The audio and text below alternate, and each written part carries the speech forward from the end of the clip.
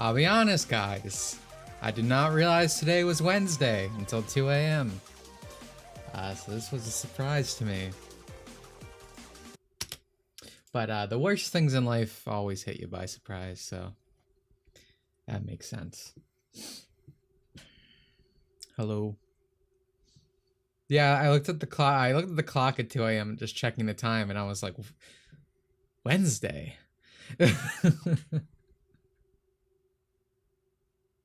Yeah, I mean, I did enjoy my break. It was nice streaming things I enjoyed for a while. But we're one step closer to being done, I guess. That's a positive. Today really is the gulag, because to remind everyone, we're grinding levels right now. So I have 5 levels left to grind, so I don't know, we can hang out and listen to good music, I guess. That's not something you usually get with Birth by Sleep. Hello, Rock'em Sock'em. I'm here until Stellar Blade drops on Steam. Oh yeah, that comes out today. I also pre-ordered that game. Dude, I talk about how games are bad, and you know what? Part of me thinks I like when games are bad, because there have been a few games I've needed to buy recently, obviously with Mario Kart, the Switch, Stellar Blade. Sonic, now that they announced the Werehog for the racing game, because fuck me. Can we talk about that for a minute? It's so malicious that the fucking pre-order for Sonic Racing is the Prime character to get the stupid little Zoomer children, and the Werehog to get like Sonic boomers like me. You know, talk about Mario's pricing a lot. Like, not only is Sonic's game $70 to $90 as well, but to actually get the characters that people want, you need to pay the $90. So that's awesome. It was really epic. But yeah, we are going to... I also had to remod Birth by Sleep, so that is a thing that happened. Really, it wasn't even that annoying this time. This time I'm used to it, but I had to update Kingdom Hearts because I played KH2, and there was and finally everything updated to like the newest version of... like everything was not compatible with each other. Refined, which is a mod that, you know, does a lot of fixes, the randomizer weren't compatible until recently. I had to update everything, redo everything. So annoying. But that's handled. Hopefully I never have to mod Birth by Sleep again. I feel like we'll latch onto the IDW characters more than the Prime characters. I don't actually think that's true. I don't think that's true in my experience with the Sonic Zoomies. Sonic Zoomies fucking love Prime because not only is it wacky and quirky, but like Sonic's voiced by a black guy, and as we know to Zoomers, or to Twitter Zoomers, every character in the Sonic franchise is a black person, despite them being animals. There's a lot of things. And also Mike Pollock's not in that, and Zoomers hate Mike Pollock because he's like Jewish and doesn't support Palestine or whatever. Also it's bad, and Sonic Zoomers love things that are not good. Give me a minute to set everything up.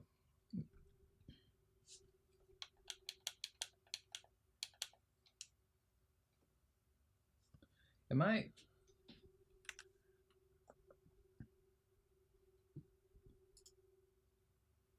Did I mute Kingdom Hearts? Oh, I did. That's funny. I don't know why I had this game muted. Oh, give me that.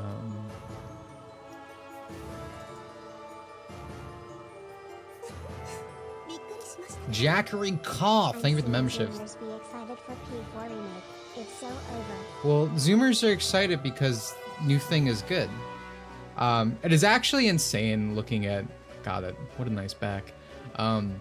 Persona 4 Remake, I don't know if any of you watched the trailer. It was at the Microsoft showcase, which we did not watch because... why would I watch that? I don't know if you saw it, but it looks like Mario in Unreal Engine, but Persona 4. It looks so gross. I'll shit talk Persona 3 Reload day to night, but I think there's at least like a monicum of integrity in its art style that is kind of close to the original. Persona 4 looks so bad. It just has like all the Unreal effects just plastered everywhere. It does not look like Persona 4.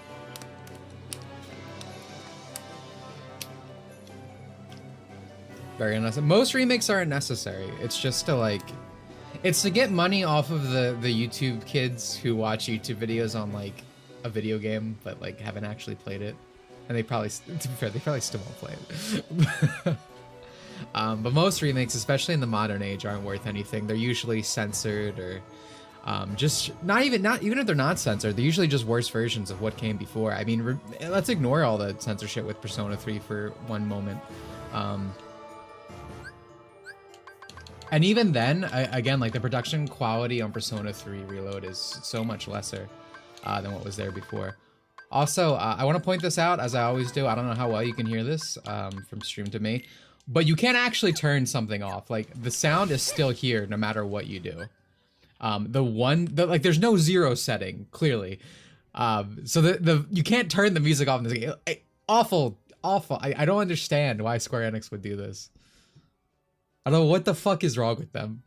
This pisses me off all the time. Like for recording, this was very annoying when I had to do like a KH2 video like a year ago. I'm bad at Puyo Puyo. I love Puyo Puyo, but I'm bad at it. I fucking suck. I'm good at Tetris. I'm not good at Puyo Puyo. Because the thing is, I don't know, for Puyo Puyo, you need to be like 5 steps ahead, and I'm just like, I want the colors to match immediately. But anyway, I'm lowering this because I am going to be putting music on in the background while we grind. So, one more moment. Quite the setup. We are almost done, though. We're definitely going to get back into the actual arena. Excuse me, in this stream. So, if you're really revving up for that Birth by Sleep content, it's going to be here. Don't you worry. People already begging for Atlas to put in the cut Yasuke romance and change Nato and Kanji stories arcs. I mean, you could say like people are already begging, but people, I use that term loosely, have been begging for like that stuff in Persona 4 for like decades. You know, again, I use people loosely because it's not really the fan base as much as the people who feel the need to invade everything and make it about them. But Persona, like I always say, oh man, 10 more years of Persona discourse, woohoo! But Persona 4 discourse never went away. It's every fucking week you have to deal with these people. People's weird way of saying subhuman. Also, yeah, Black Souls got added to Steam, which was very baffling to me.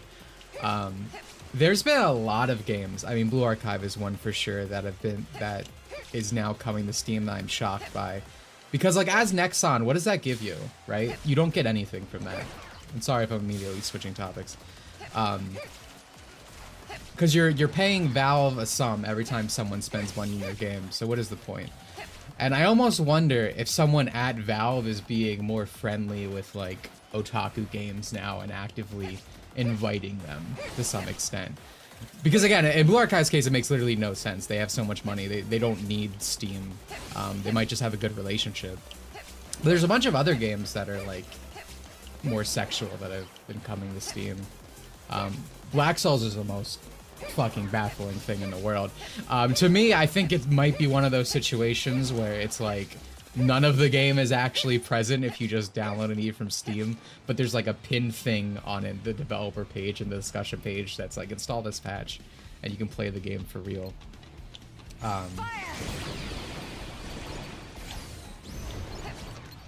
But I do want to say something in relation to this, and this won't surprise anyone who, you know, comes to these streams, follows me to any extent on my opinion on things. I've seen a lot of people fucking doom posting like, oh no, the tourists are gonna find out about this lolly rape game, but what are we gonna do? But I already see I'm critically consuming the Black Souls post, right? We saw that with Fear and Hunger, where people act like it's this you know, like highbrow thing, like the intellectual value of the rape, exactly right. And funny enough, the big post I saw one of these from was that alleged femboy VTuber that people in my chat have attempted to shield to me multiple times, and I go, no. And for good reason. It's like this: I hope you Buttlesticks are happy, can't wait for little window-licking idiots to have access to it. People like this have never gate-kept a single thing in their life. There has never been value in sitting in the weepy corner trying to huddle around your stuff and protect it. Nothing stays niche. A YouTuber will cover your content, all right? And they will ruin everything, and you will do nothing but weep in a corner, all right? This does not do anything. The only way you are ever going to gatekeep something is if you make the fan base fucking annoying. If it becomes Chud Central, right? If you become Epstein Diddy Blood, right? Like Blue Archive. Blue Archive is huge, but all these people just associate with Diddy Epstein Blood, and like, obviously there are exceptions to that. But because of that, it keeps them out. Because all these people ever care about is the fucking fandom, right?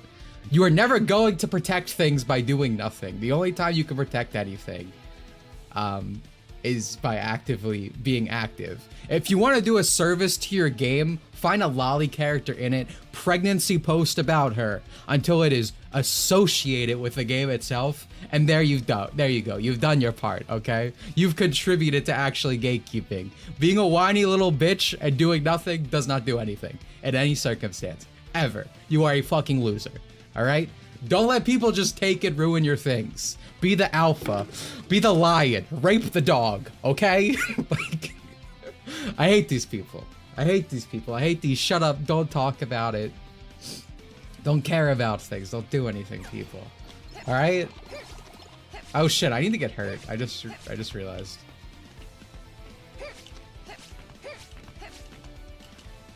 I forgot how this works. Would I just walk in on Black Souls discussion?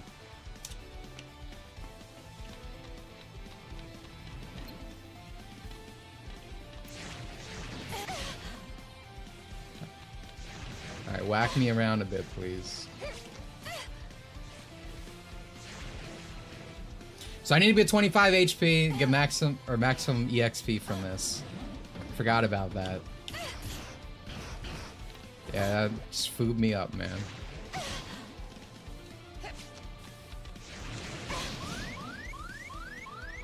I think that's enough.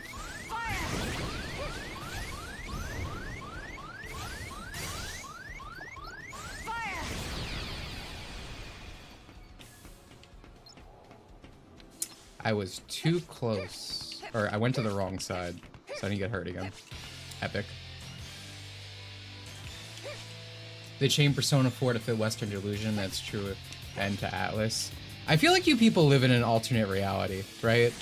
Where you haven't witnessed the past, like, 5 years of, like, Atlas releases that have been censored to hell. You guys are like, oh, this is the time. This will really show if Atlas is done. Play an Atlas game that's released in the past 5 years. Play Persona 3 Reload. Like,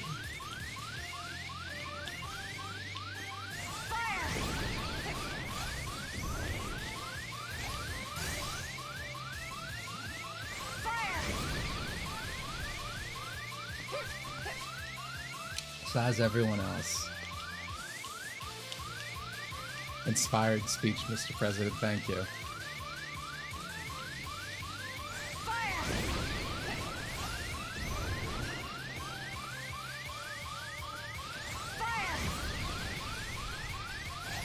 Fuck that guy in particular. They ruined Catherine? Dude. Catherine makes me sad. I actually kind of... You know, I like Rid. I think he has a cool route. I like his character.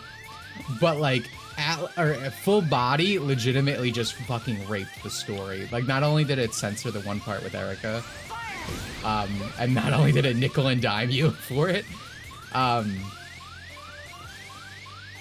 I get... Oh, yes, cut everyone. But, like, the actual story, like, the actual narrative cohesion of it is so much worse.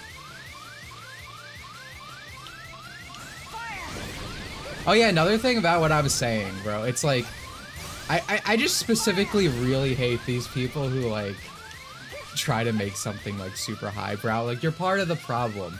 You facilitate the YouTubers who go, like, Monogatari is actually very deep, right? It's not about the child molestation. It's actually very subversive. Like, come on. It's not to say that I truly don't believe there's more value in these properties, obviously, right? I'm writing about Blue Archive. I'm writing a 7-hour video on Blue Archive. Clearly, I think there's actual value. But you trying to be like, well, there's more to it than that to people, always leads to just the YouTube videos, right? Fullby legit went against the original point of Catherine's story. I'm still pissed about it. Yeah, same here. I love Catherine. I really just hate Modern Atlas. I'll be real with you. Actually, it's mocking you. People tried to pull that it's mocking you shit with like Kill a Kill. And I forget what event it was at. It was at some con, right?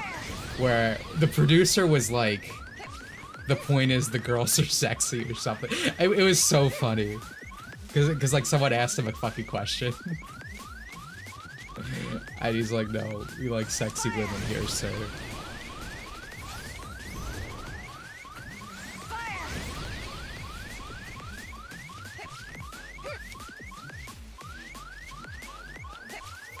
I always lose my place in reading messages, sorry. Well, apart from some odd localization etchy and Odyssey's later games, at least it has been one Atlas game that has been fine. Just glad to have Yuji Himukai doing the art for all the games. Yeah, I can't recall anything particularly bad, but I also can't say I'm a big Etri and Odyssey-er, so I wouldn't know, I'll be honest. But I always liked that guy's art. I remember some real big controversy happening in like Fire Emblem Heroes, because I believe he did like a Lucina alt, and he like made her like cute and funny, and people were like, no, you can't do that! My heck of a wholesome Fire Emblem game! That was really funny, and he's done a lot of art since then. For that game.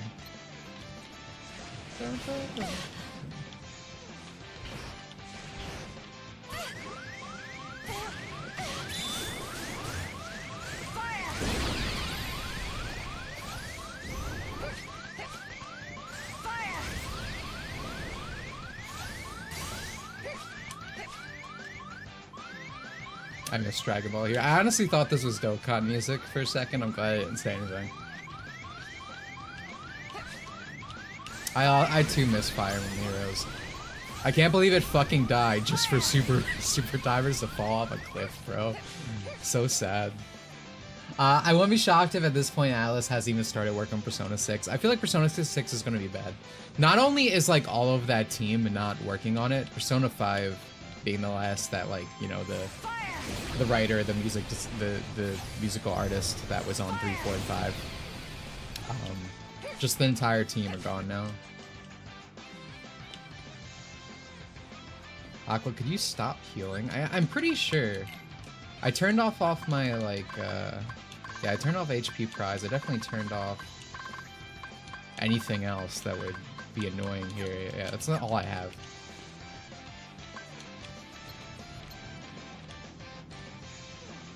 I don't care if Persona exists or not. But I mean, I said at the beginning of the stream, as much as I complain about video games being bad, my wallet can't handle video games being good. I had to get Claire Obscure like a month ago, right? I bought Stellar Blade. Like I'm looking at my bank account like, oh, this ain't good. And obviously there's Mario. Like I can't do this, man. Also hello, Adam. Adam, you need to take a course on how to drive. Like, we need to put you through the paces. I could not believe that clip I watched of you and Hannah on the last GameNight stream. The two, like I'm not trying to hate. I legitimately think it's hilarious. Watching the two of you just keep running off the same cliff over and over. Funniest shit I've ever seen. The both of you need to be taught what a brake pedal is. Hannah was holding him back.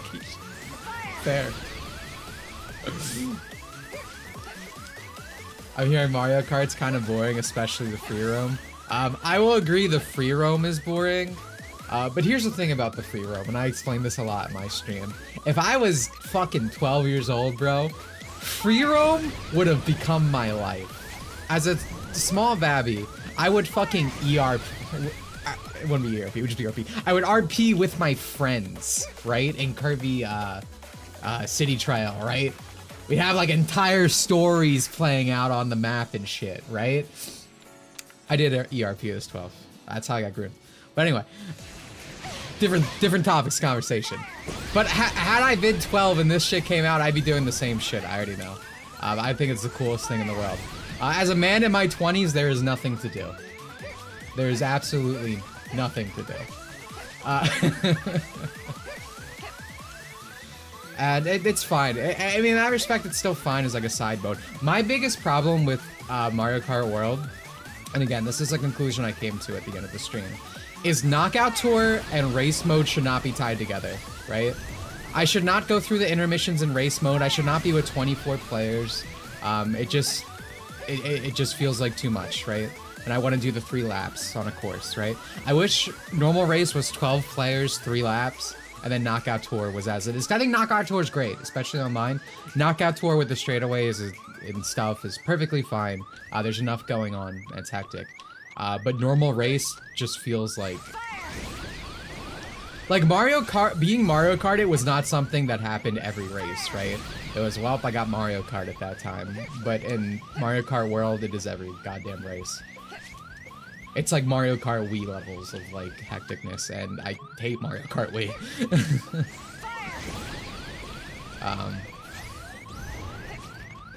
But I like it. I like Mario Kart World. I wish Petey was in it.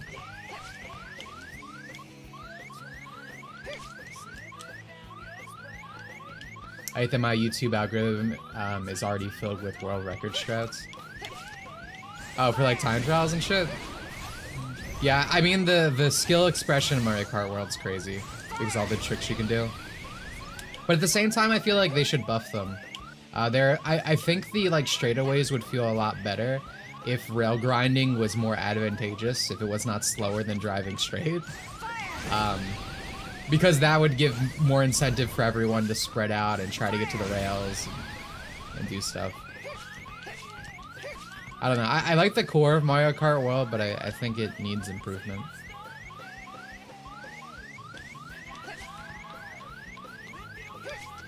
I'm looking forward to Crossworlds. I'm glad Mario Kart World came out so I don't have to cope with Crossworlds. But we're still streaming Crossworlds 3 days on release. I'm getting it early, so we'll see how it goes. Not looking forward to Ian Flynn dialogue interaction. I don't think I talked about it on stream, but you know, I can probably grab it real quick.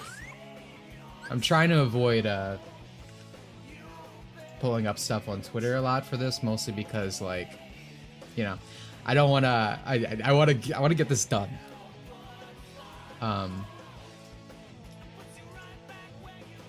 But again, just not looking forward to this. Here we have some Ian Flynn, Amy Rose dialogue, right? This is her rival quote right before the match starts. In the spirit of competitive, I wish you a good race. Just keep the trash talk to a minimum, please. Like, what? Who's this character?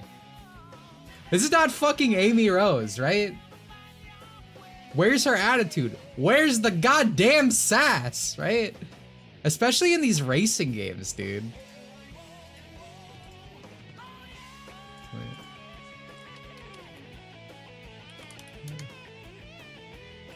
Imposter. Like, this is not the same character, bro. Her special before was literally yelling at you. And the craziest thing about this, my voice cracked, hello, I'm a 14-year-old boy. IDW before this had like a Sonic Riders arc, and it was not written by Ian Flynn. Of course it wasn't. And you know, as much as I'll give shit to all the IDW writers because I dislike them for various reasons, like at least Amy was more intact there, right? Like, I think this is Evan Stanley. At least Evan Stanley like understands Amy's character enough to like not make me get mad. You know, like I'm like, okay, yeah. That's good enough. Yeah, I get it. Yeah, Evan Stanley did that. Again, I have my problems with literally everyone from GG to Evan, etc. at IDW, but I feel like, and I'm not saying this like, I'm saying this as I think it's objectively, right? It's not just because I hate Ian Flynn. I think literally everyone else can write these characters better, in my experience, despite my feelings toward them and, you know, other areas and whatnot. Ian's obsessed with Archie, Amy. Yeah, I mean, he seems obsessed with Archie in general.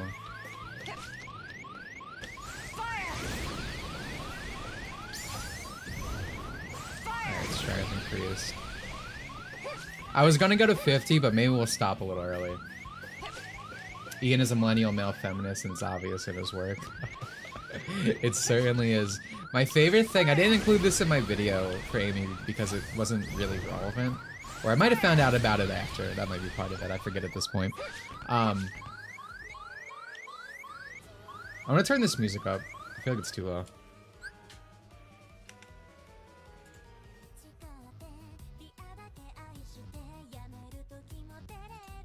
Is that good? Maybe a little bit more? I don't know. I'm just worried about this overpowering me, but I think it's fine. Anyway, there's an entire, like, 5-minute segment before Ian had to stop talking about Sonic, where, like, you guys know who Crack is, right? The shadow-obsessed artist who Sonic Twitter hates. Because they're, like, transphobic, and, I think it's mostly that. Transphobic and don't like the current direction of the series. Kindred spirits, right?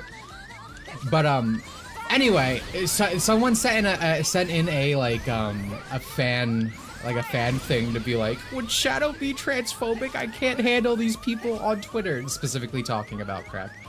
And Ian's like, Shadow would say trans rights, okay? And he's like giving his audience a little pep talk. He's like, oh, don't get upset about the internet opinions. They can't take it away from you or whatever.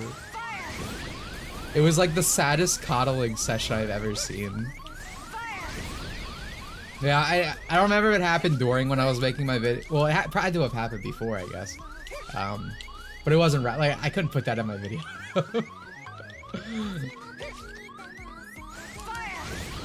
But it was something I saw when I was looking stuff up for it.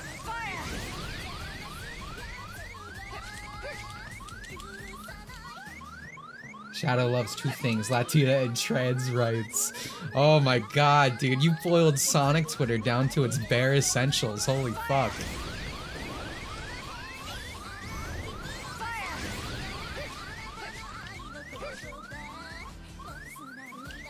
Why would they even accept questions like that? I mean, that's all Ian's podcast really was, like, gay fan theory crafting.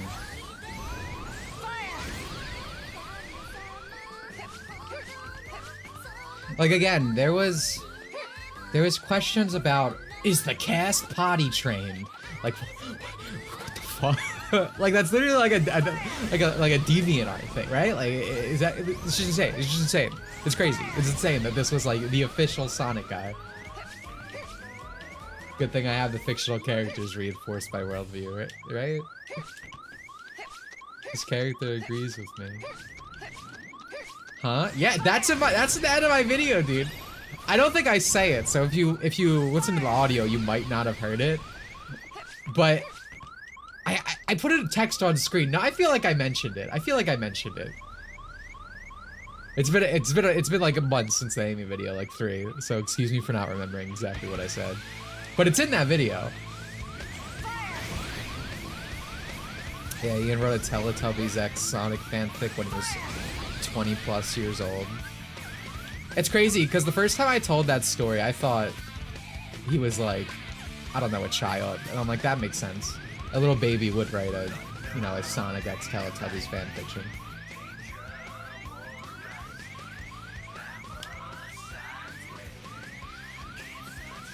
Is Crack actually transphobic?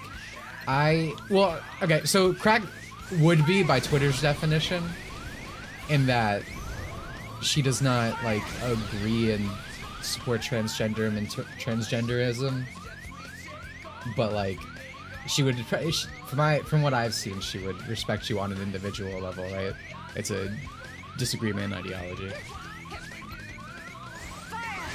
Like she would not actually send someone after you. It's just, you know, a fundamental disagreement.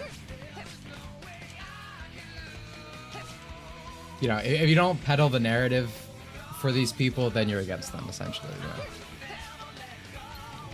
But I can't speak for them. Do not take anything I say as like a fact. You know, I am not them.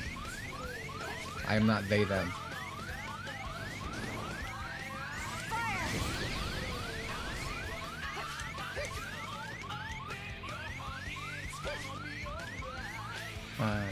Jeff just doesn't agree with the lifestyle. Yeah, exactly.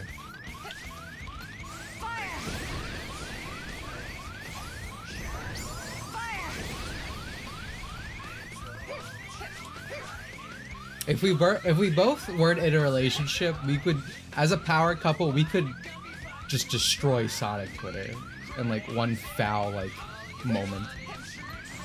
I can't even imagine what I would be like. I always feel like we're public enemy number 1 and 2. We're both in a relationship. Also, I'm not a black and red hedgehog, and she's not a pink hedgehog. It's not gonna work out on either end.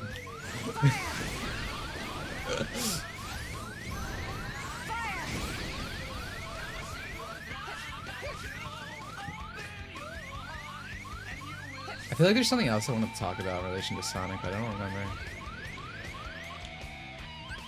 Alright, I think after this level, we're gonna go in and try it. Cause I think I was level like 40 when I was like, alright, whatever, I'm grinding, I can't do this.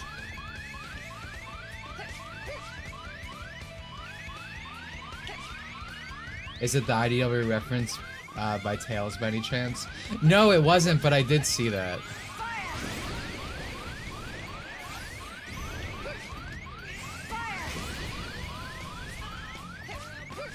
I don't know. I'm not even sure what I'd say in that. I just hate the IDW-ification of the games. Obviously, it's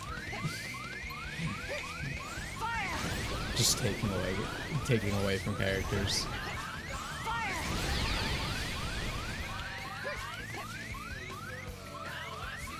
What's a sadder love story? A Romeo and Juliet, Shadow and Maria. Shadow and Maria.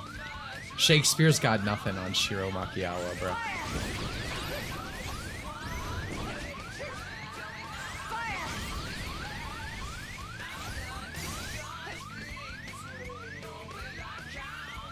I personally hate people who use they them pronouns on people who stayed with their biological gender. What do you mean? Oh, like when someone... Well, sometimes it's... I don't know. So before all this stuff happened, I feel like there were instances where you use that proper grammatically. But now it always comes off as a certain way. But yeah, I generally agree. Usually it's a way to avoid addressing. But, hold on one moment.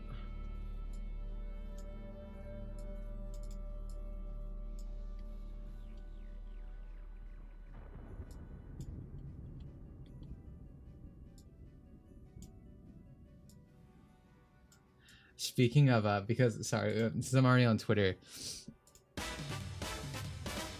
Banger. I want to show you one of the funniest posts I've seen this week.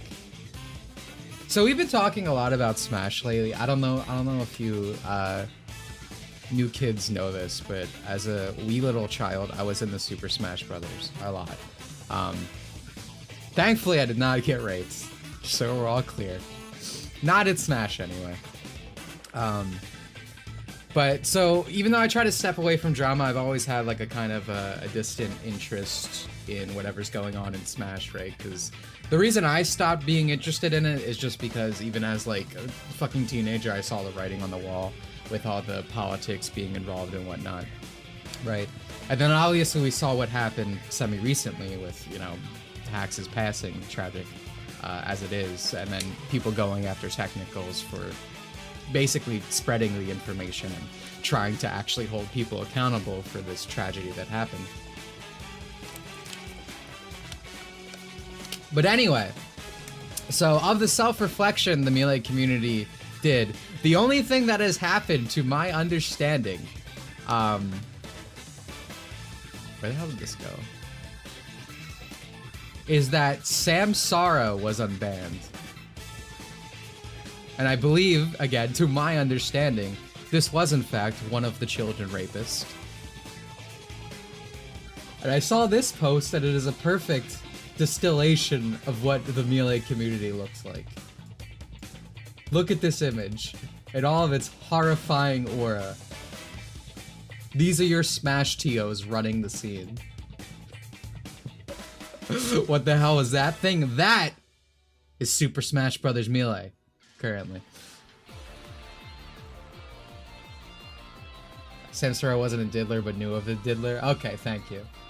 So he was not Diddy Blood. He was the girl, whatever the girl is, the accomplice. He was facilitating the Diddy Blood.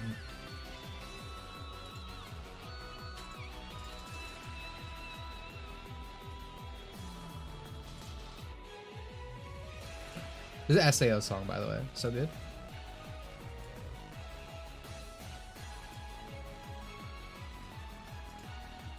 Yeah, this guy gets to come back, but that's sorry, Hax.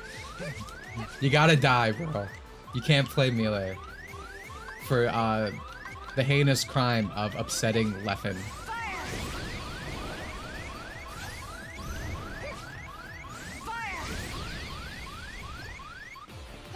I kinda see the stay Slayers are gone. Apparently there's a lot of like right-wing Melee scenes now, which I guess is good. Apparently they just let anyone play, if you're banned or not. I forget what it's. I think it's called like Mana Monthly. They have monthly tournaments. It's run by a Zelda main, which is crazy. I didn't know that was a thing. But that's neat. Did I do something to you? Why did I get flashbanged by that atrocity? Because I saw it. So if I suffer, you must suffer.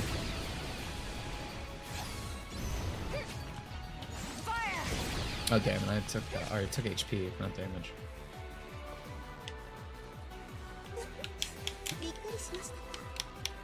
What kind of fun spin-off titles from Sonic would you want? I'd be down for a Sonic basketball game, or maybe a romance visual novel made by Amy Rose. Thank you so much for the 6 months, Rock'em Sock'em. Oh, okay. I don't know why my controller just died. But I would have loved if Sonic got like an actual RPG, not made by BioWare. Even in BioWare's Prom, I would, but Sonic RPG made by BioWare. But you know, like, I also love Mario. I genuinely love Mario so goddamn much. He's literally me. And my favorite Mario games are the RPGs, or they were the RPGs.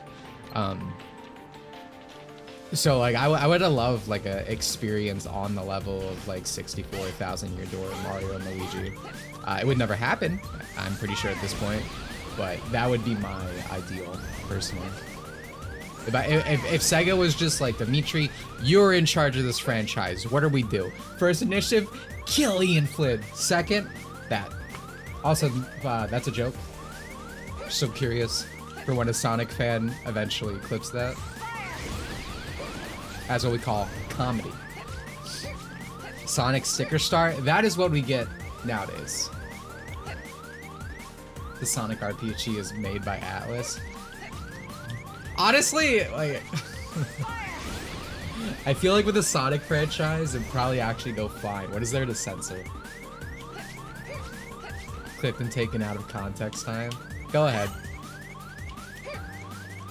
That's for real. That was just for legal reasons.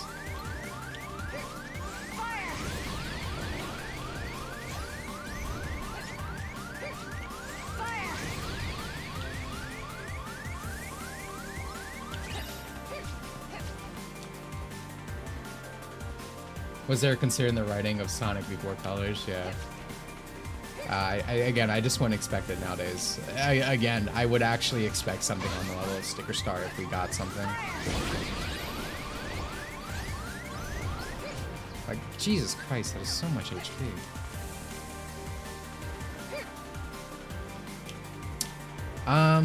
But other than that, yeah, especially because, like, I love, like, an action RPG, right?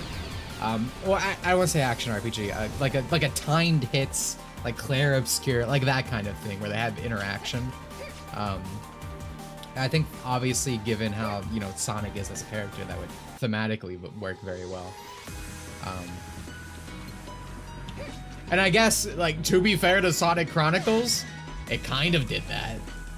It badly. The execution was terrible, but, you know, it had mechanics like that.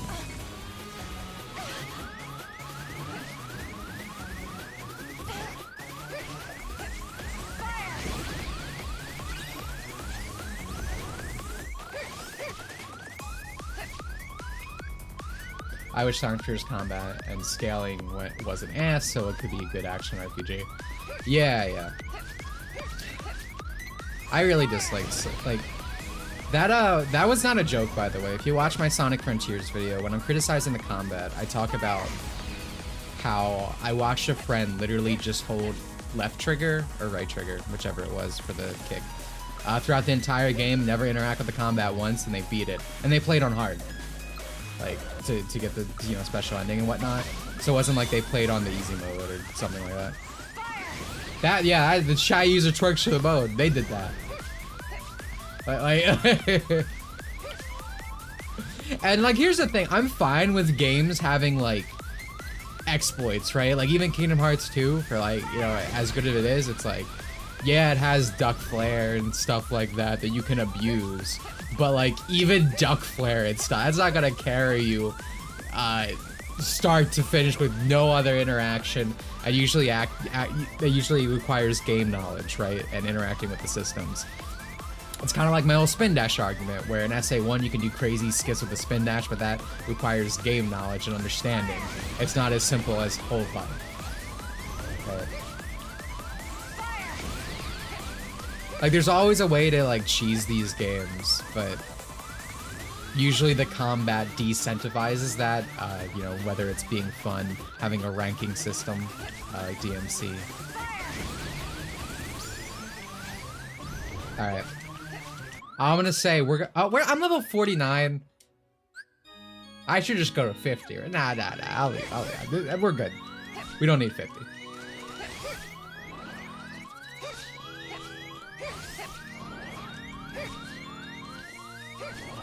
This is a Yu-Gi-Oh! GX film.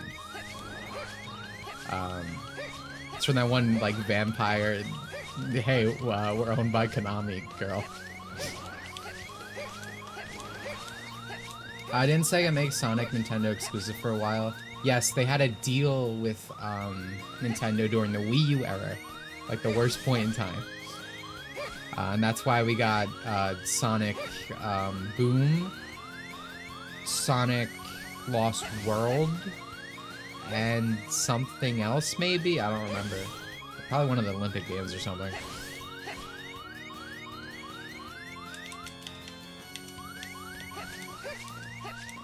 At least Sonic Team finally updated their animation skills. It's not even just animation, it's like their, well, maybe it would be considered, like, their posing. Their posing is a lot better. In terms of, like, the renders they release.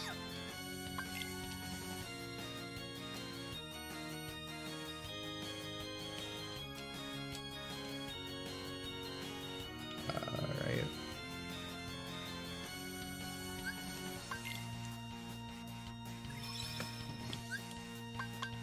Yeah, Camilla, the green-haired vampire lady.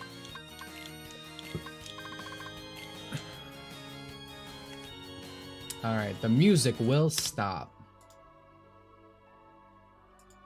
Welcome back, Mid.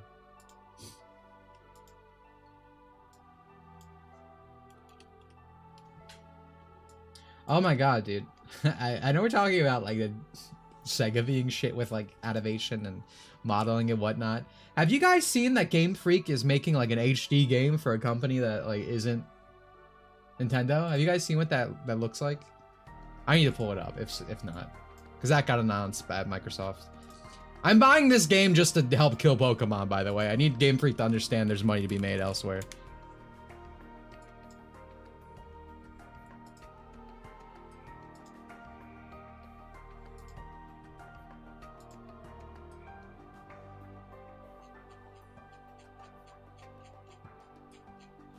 I wish this was easy to find. The last non-Pokemon game was horrible. I was still on the Nintendo.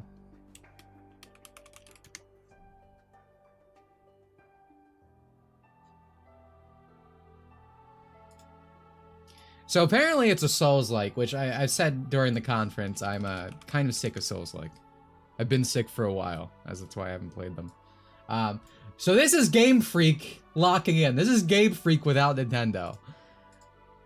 And to me, this vindicates everything I've ever said in all of my videos, right? In terms of about Game Freak. They just know they can get away with it, right? They don't have to fucking try with Pokemon. They know Pokemon fans will just eat the slop no matter what. Like, buggy mess, unfinished, looks like fucking shit. Like, look at this, garbage. Game Freak does not care about you, right? Pokemon's the cash cow. They know they don't need to try, and everything that's happened after Gen 5 has shown them that people just prefer just the bare minimum. It's actually insane. And again, I was like, wow, this game, like it looks visually appealing. Again, I'm tired of Souls-like, so like, I like not actually interested, but if I like pull myself away from the jadedness, it's like, yeah, no, that looks like it's fun, you know? Yeah, Scarlet Vow outsold Sword and Shield. It's crazy. I don't think Sword and Shield's good. But I do think it was better.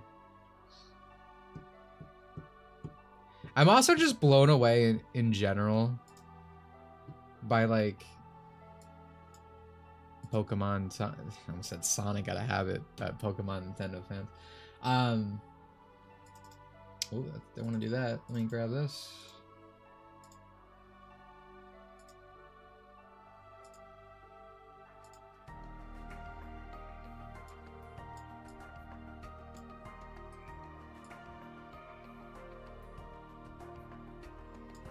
Are you guys seeing any of the amazing differences between the Switch 1 and 2 here? Where are they? Are they like hidden? Are they looking on a tree? Like... Oh, it's brighter. Oh, wow. That's like he just stepped away from the camera, you know? Like he just turned the screen brightness up. Like what?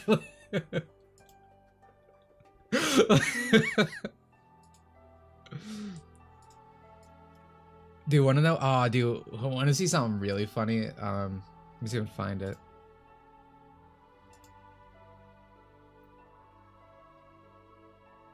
So here's another one of these amazing differences posts. As you can see, this is you know, running smooth instead of 5 FPS, to be fair. But look at this. This windmill's not operating because they forgot to animate them.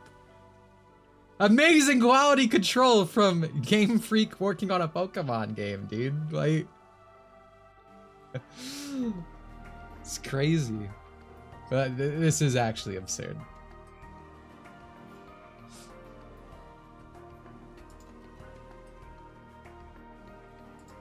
Into the Spider-Verse ass animation. Dude, I fucking hate the low FPS frame rate that Spider-Verse popularized. Actual fucking cancer. The new SpongeBob movie is apparently going to be animated like that. They made some announcement that were like, it's really gonna invoke the feelings of the first season and this and that. And I'm like, oh, is it traditionally animated? No! It's Spider-Verse! Awesome. That's great. So cool. Only Gen 9 characters I really like is Kairan. I'm gonna assume that's the quirky YouTube girl. I didn't play Gen 9. I think that one guy's cute. I think the mom's hot, even though she just looks like a Spanish mom. But like, yeah. All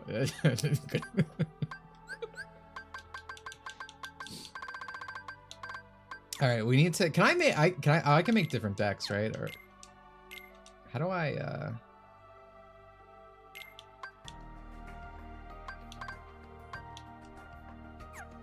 I've never done it. How do I make a different deck?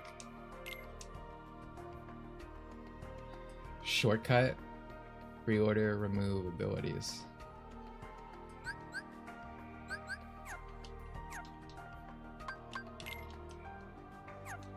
Oh, okay. Thanks, you a real one, man. Oh man, this takes away everything, huh? That's kind of annoying, but I mean that makes sense. That's fair. That's fair. We have Magic Pulse 4, sure. Alright, so I'm still using like 3 Kiragas. I'm not sure if I'll need them, but hey, might as well be safe than sorry. I want to use a lot of Thunder Surge. 3 Thunder Surge.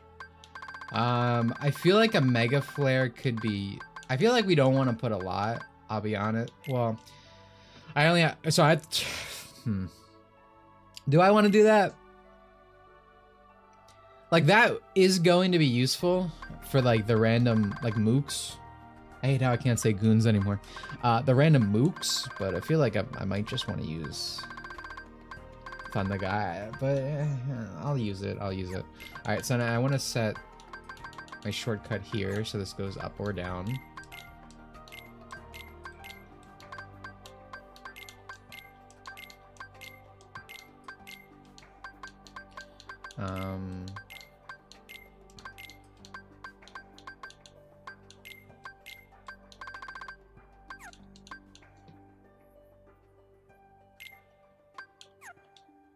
And then shot lock, obviously Prism Rain. And I think we're good. I think that's the moveset to go in here with. Can't call them goons anymore. No, because fucking Zoomers ruined another word like they always do. I say this all the time. I hate gooner, like as a word. Like it just sounds gross. It doesn't make any sense. We had Coomer for my life. I don't remember a time when people did not say Coomer, and it made sense because you're cooming, you're coming all the time, so you're Coomer. That made sense. To me, when I say gooner, I'm like, it's the bat, right? Like a random thug, and that's cool. Gooners used to be this cool association, but I just hate the word. I hate the word. I hate everything.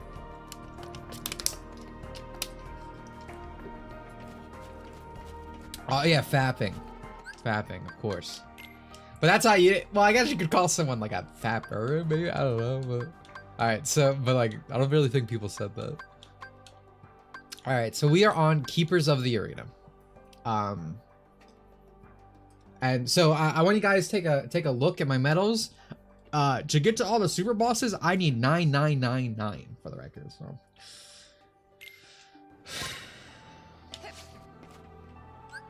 It's gonna be fun. Kumar is fairly recently, well, post 2014. I told you, I'm 12.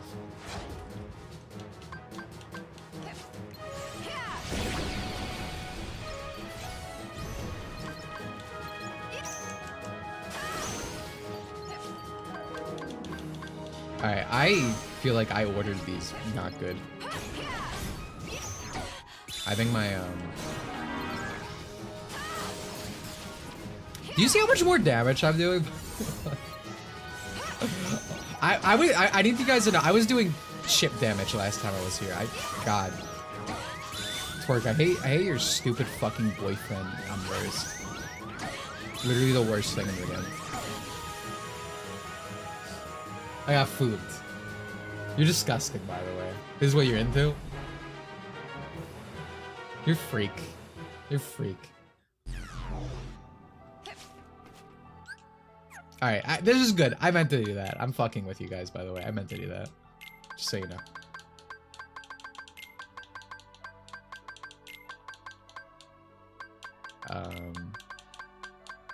I feel like I have bad. Maybe I don't need 3 Kiraga. I feel like I don't have enough moves to just use now. Maybe I don't need 3 Kiraga, but I feel like I'm going to regret it. If I go in here and have like an easy breezy time, we'll take it off, okay? We'll take it off. But I'm not so sure about that, because last time the boss was just fucking dog shit.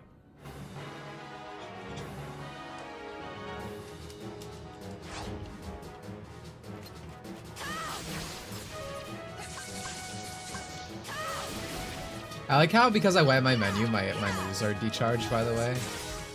31 months, thank you. Me too, though, bro. Yeah. Yeah, boss. Dude, I wish. Fucking chat user Neo the Hajime. Or no, I think it was chat user Twerks to the Mode posed this question to Neo the Hajime and me. She asked, would you live in Rogue Court, like from Thousand Year Door? And Neo was like, no, that's scary. I'm a little bitch. Me, on the other hand, I like thought about it, and I was like, absolutely. Because I'd be working for the Don, bro. I'm Italian. I'd be his top guy. Like,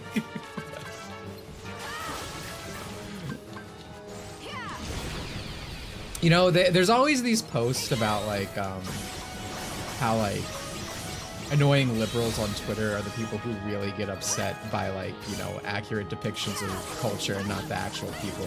Whether it's like, you know, Mexicans with like, you know, typical taco stuff. The little rat from the Looney Tunes and whatnot, or like Japanese people with like, you know, traditional garb and whatnot. And that is 100% true. Not only observably, but because like me as an Italian, I see like a mobster at something and I'm like, that's me, my ancestor. Like, or anything like that that's even like vaguely related to Italy or Rome, I guess, broadly, honestly.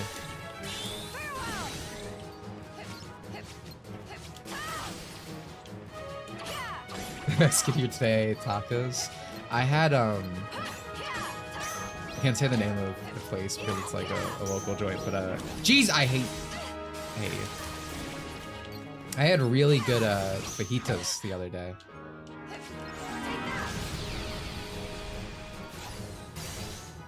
That's the end of the story. They were just really good, and now I'm thinking about them. I'm not offended by things like Princess and the Frog. That was the only example I could think of. I've only seen that movie once. Oh, was I? But yeah, I guess that works. What about Sneakerella, bro? Sterling, as a black man, you see Sneakerella and you're like, my people. The hell is that? You guys don't know about Sneakerella? Oh man. Oh, this is so old. It's probably not that old. Time just feels like it moves fast. What is it? 2022? Oh, that is not old. Never mind. So, to my understanding, like you listen to Sneakerella, what do you think? What do you think this is? It's like, but it's like Cinderella, and because there's like, you know, the thing of the black people being obsessed with shoes.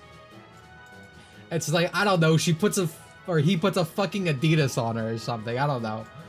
But that's the... Oh man. You need to go watch it, dude. That's your culture, bro. A new game with Africans steal from museums. Oh, that shit's funny. I saw that too. That's like an Epic Store game. We're going to make a game all about black people. What do? They rob! Genius, John! Like, what the fuck? It's so funny, dude. Yeah, oh, that's Disney Channel, yeah.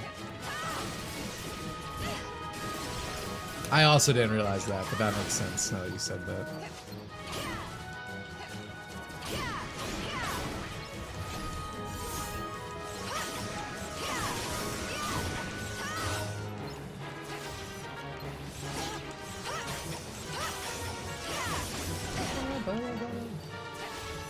You divide it by race, unite it by racism. It is a universal concept, despite what is preached. How do I feel about Deltarune and Toby Fox in general? I know why you're asking that, but I will give you a long-winded story. So I liked Undertale when I played it when I was young. I think I was not so burned out on woohoo quirky humor as much. Now I'd probably find it unbearable. I'll be honest. But I liked Undertale when it first came out. And when Deltarune first started coming out, you know, I was still a bit younger. That was like fucking 10 years ago, it feels like now. I don't know how long ago it was. But I was like, okay, this is enjoyable enough. But from the get-go, I lost all interest because there is nothing you can do to make me lose interest in your game than releasing it episodically. Because by the time the game is like fucking finished, it's like 5 years later, right? Like, I just slowly lose interest over time until I just don't care anymore. So I haven't touched Deltarune since, right? And I have not cared at all. And the only thing I've ever been like mildly interested in it from since hearing about it, especially because again, I've gotten so sick of the quirky humor, because like,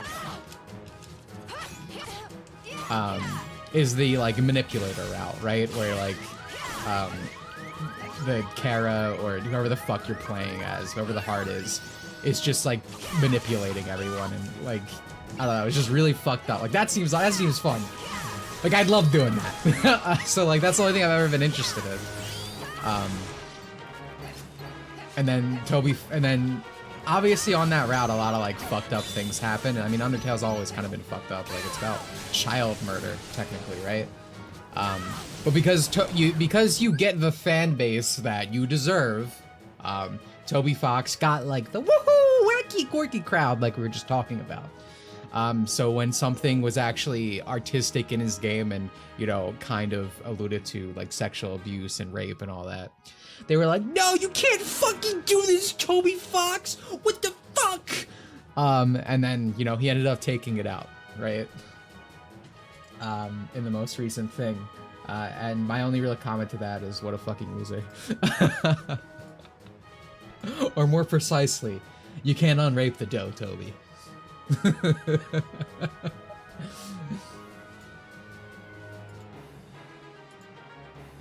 But, yeah, I mean, I never had any interest in it before because of everything I said, and I certainly don't have any interest now.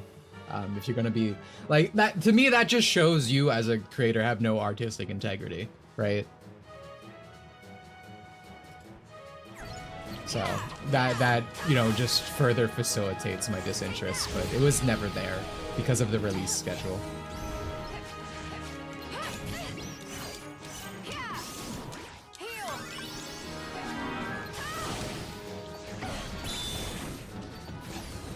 I do, the positive comment I can give is I like, the new character's, like, underworld design where he's, like, all blue.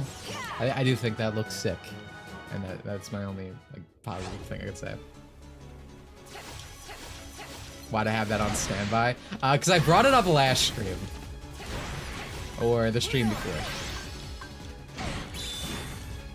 But thank you for noticing the production value.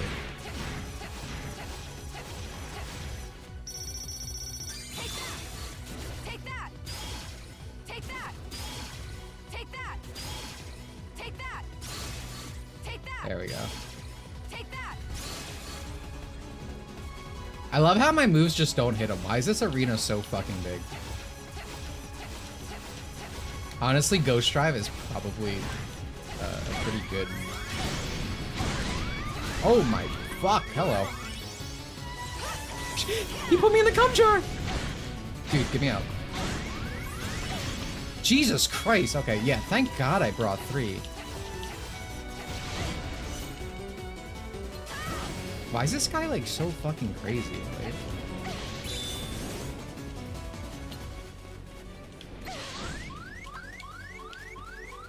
I'm just healing now. I don't care.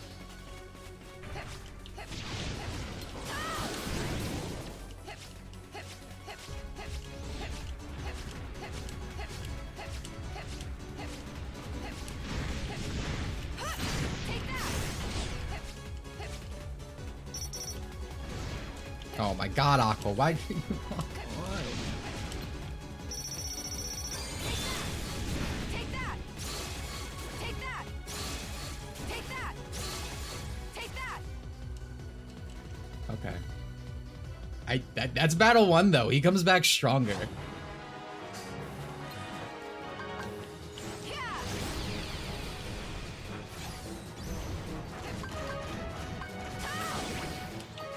But yeah, Birth by Sleep bosses mostly across the board are designed around like having infinite iframes. They don't really like. I mean, there's a lot of problems with this game, but that's kind of like one of the biggest to me in general. Enemies are just can iframe through anything. They don't flinch. It really lends itself to less strategy in actual combat. And that guy in general has a pretty big display of that. There's no tells on moves a lot of the time. Is there a recovery essence gain compared to Dream Drop Distance? I know Dream Drop Distance you use iframes compared to the counter attacks. Yeah, everything's bad in this game. Thank you for the 2. Susie will sit in the chair and she will watch. As an agreeable statement, I co-sign it. Especially because of the heckin' wholesome lesbian things that surround it. It just makes it so much better.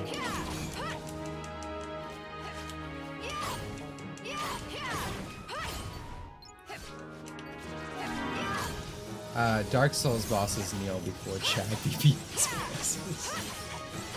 I'm sure there's someone like that. I've seen KH fans, and the way they defend things does borderline on like some form of abuse. You will hear the wildest sentences you never thought imaginable.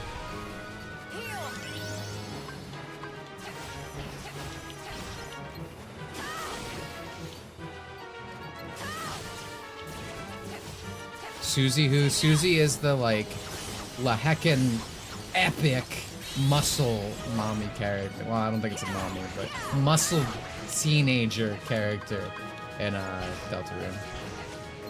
But her and the goat, or no, her and the deer, the doe, are like heckin' wholesome chungus lesbians. But in the manipulator arc, you know, you make the doe your little plaything.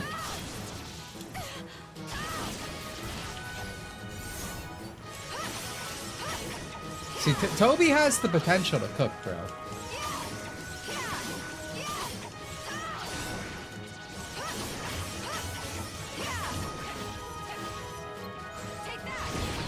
Muscle tomboy chungus queen. Thank you. I was like, there's a combination of words and acronyms that accurately describe this. Have you seen his Earthbound hack? Isn't it like super edgy? Yeah, like Toby has like the inhibitor rings on, man. He needs to take them off. I want to see Toby full power.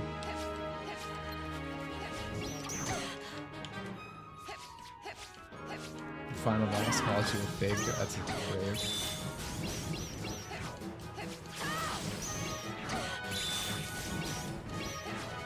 But yeah, these wacky, quirky guys in a different time, a lot of them were actually like super edgy when you look back at these like type of people and how they evolved.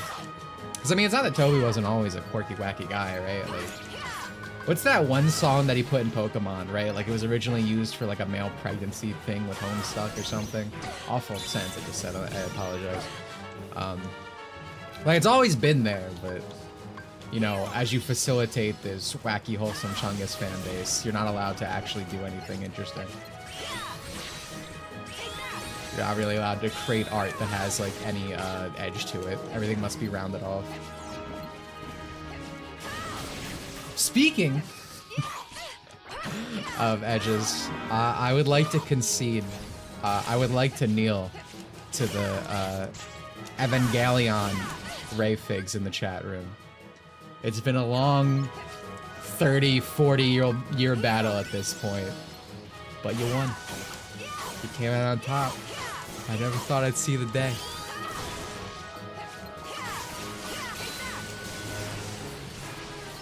Misoto battles, she is absolutely not. Not especially at this point. For context, the voice actress for Rei, she made a big statement online the other day talking about how Japan is and whatnot. And if you've been following like a lot of like, I don't know, just on the internet, you keep seeing this. You know, you have streamers and like other foreigners going into countries, like whether legally and sometimes legally, and creating problems, right? And she made this big blog post about how like it's like destroying Japanese culture, right? It's making places less safe. She was comparing them to crayfish. She eventually ended the whole statement with saying that, you know, she thinks it's going to, in the end, harm like even anime and stuff and like what Japan can produce, and basically saying that it's ruining the country. Yeah, exactly. So it's a big statement, and Japanese people are like, yeah, that's true, but of course all the people with their Google Translate and multiple color flags in their bio on Twitter were getting very upset with her, so there was a big controversy about it. And then Shinji's voice actor came out in full support of her. And he's like, not only do I support the voice actress, but I also like Rei, like, as in the character, because, you know, he's from Evangelion. And it was like, well, 40 years.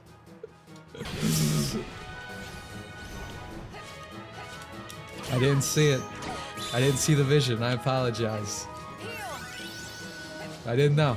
I was not familiar with Rei's game, I'll be honest. But I should have. It's always the oddest, right? The oddest all either get groomed or become the most based individuals on the planet because they are obsessed with statistics and all the other factual information.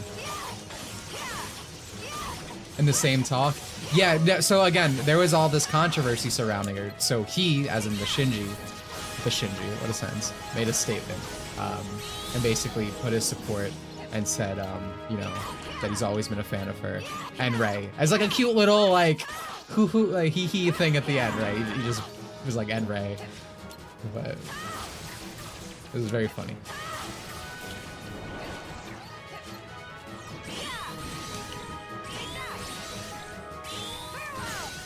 But yeah, I used to be a Masuko, bro. When I was a 14-year-old boy, I guess because I thought I had a chance. But then I grew up, and becoming a man was realizing Asuka was best girl. But can't predict the future. Dude, I'm not ready for this.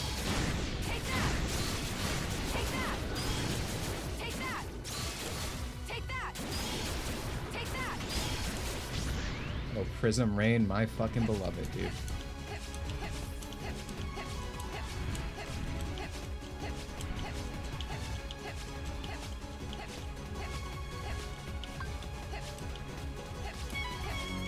I want to try to Mega Flare him, but the problem is I can get knocked out of it really quickly.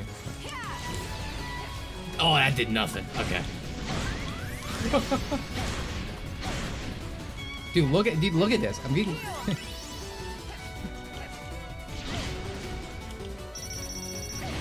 Oh my god, dude.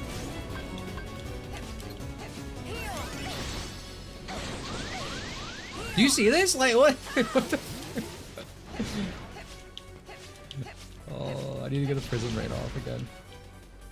Why is it? Dude, it's like laggy. That's one of the worst part about these,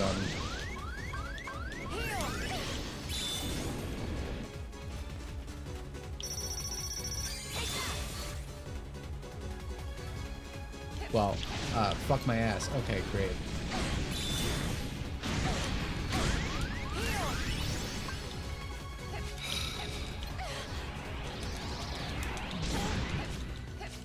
That was a lot less bad than oh my god.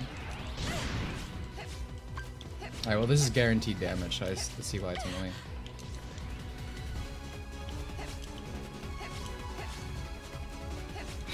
Dude.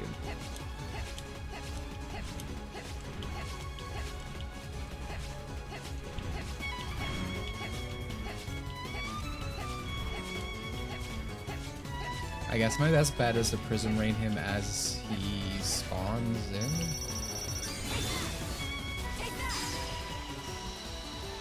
I literally did not touch him other than Prism Rain. This fight fucking sucks.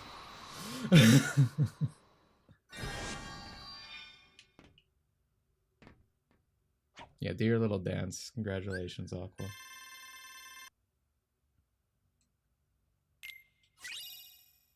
Obtain Light Bloom.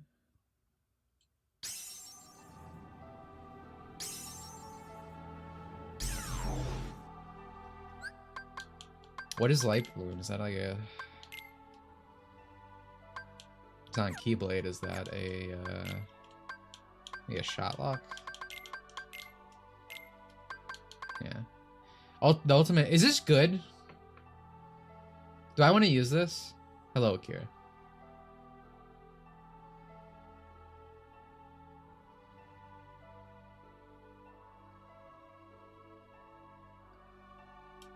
Or is it, or should I still be using Prism Rain? Okay. Okay. Well, the thing is, it's gonna be shit because it's level 1 at start. I'm not gonna go out and level it. We're gonna try just let it level in the arena, which I hope is possible. I'm gonna be upset if it's not.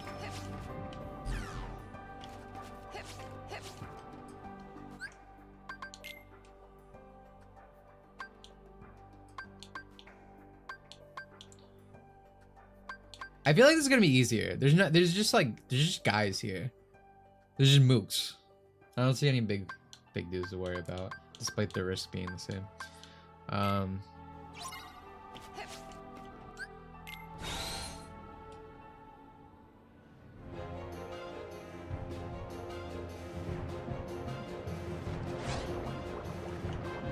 I in Monstro?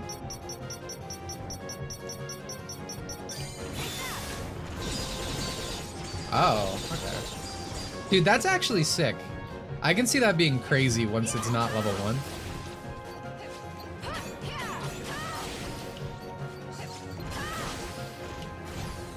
I've made a huge mistake now. This is actually the monster fight.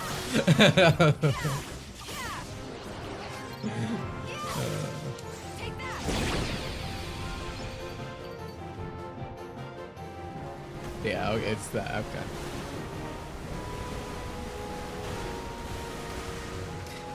We're gonna get well acquainted with him. This is, you grind this guy, right?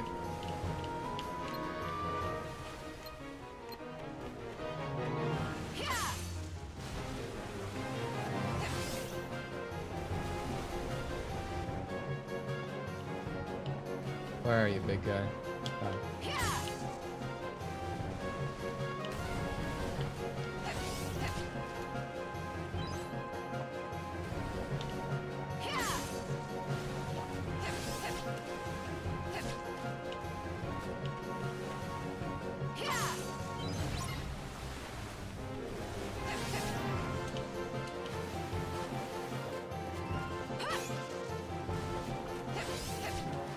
Get on its tongue and attack it.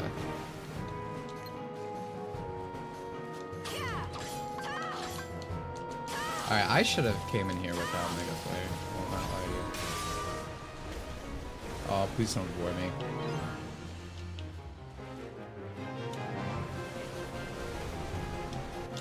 Alright, I have to spam B. Right, okay. It's been a while.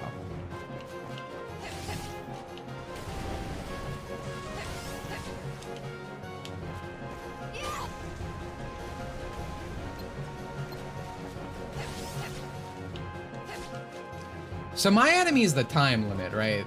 Like, this guy's actually easy peasy. But I'm actually fighting the time limit, okay. Alright, we're just gonna go in on the eye, I guess. But the problem is I can't jump in the water, so that's awesome.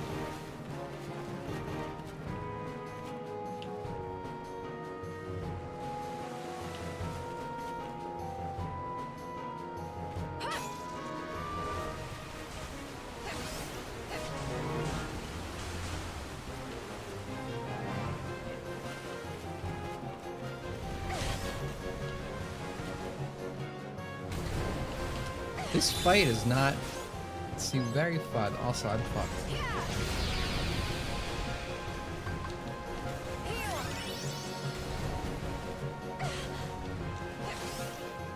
This seems kind of ass. Like, I guess I go here.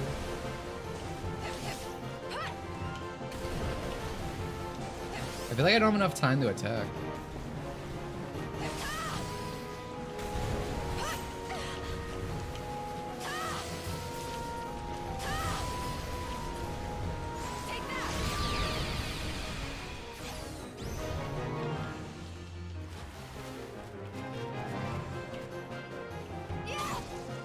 That's his tail?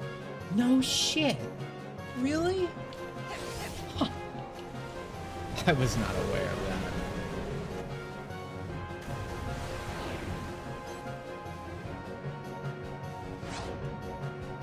Oh, I can. Okay, I thought I was just done. Never mind.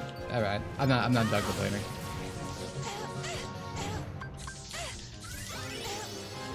Oh, these guys are ass. I thought that was like you die here if you don't. Yeah, I thought you were done with PvS. Nah, I am done with PvS. PvS is not done with me. I'm in it for the long haul.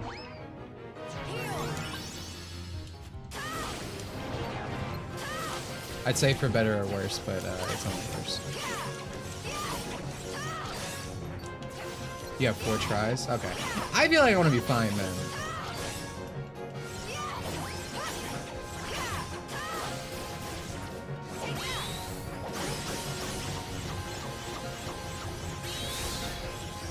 What about Rasuto? You exist? I feel like I just saw a unicorn. I feel like you're an extinct species. You get nothing. I don't even feel like fighting with you. I feel bad for you. You get nothing. I'm not gonna fight with you. Go on.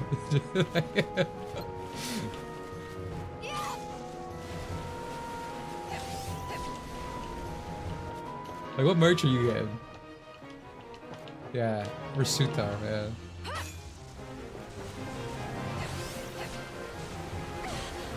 She's a nice Italian cuisine.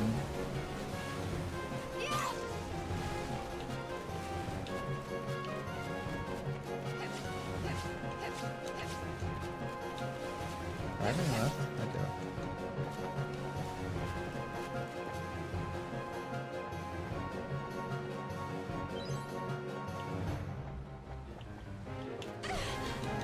Ano chose Asuka. Ano chose his wife. He inserted her into the series with fanfiction. It made Shinji marry her. We were talking about this last time with like Brian O'Malley, but I really hate like guy comes back to a series. In Ano's case, it's not as bad because in like Brian O'Malley's case, it's like his wife divorced him, so he's like, Scott has to be miserable. But yeah, Otto chose Mary and put his wife in there.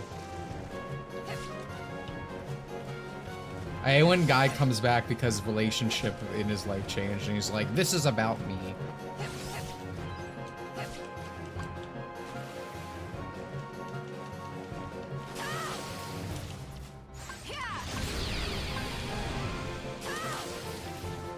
I don't know. Rebuilds in general kind of ruin like literally every character. I know that's a shocking hot take.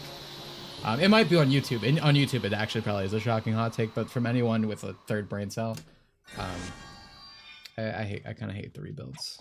By kind of, I mean I really hate them.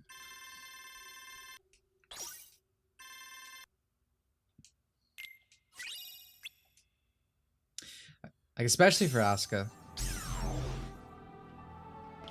It takes so, like she's a completely different character.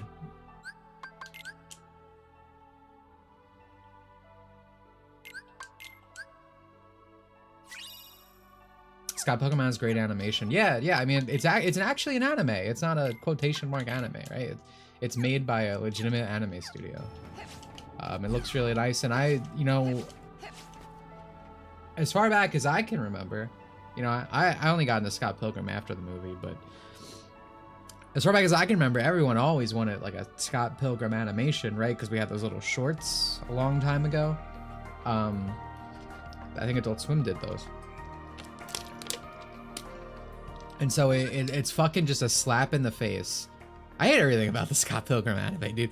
It's a slap in the face. I also hate this shit that it's like, oh hey, here's an anime adaptation, or here's a remake, here's some form of adaptation to this thing. You're like, just kidding. It's a sequel that subverts your expectation and subverts the themes and the characters, and we killed your heroes.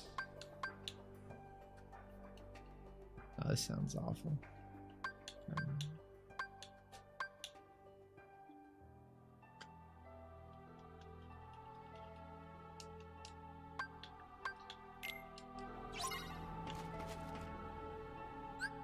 You should just read the comics. You read the comics if you want the story you love so much. There's so much wrong with that, but I think one of the things I've learned with time is one of the worst parts is it's fucking awful. You look at like Final Fantasy VII. What is Final Fantasy VII discussion based around now?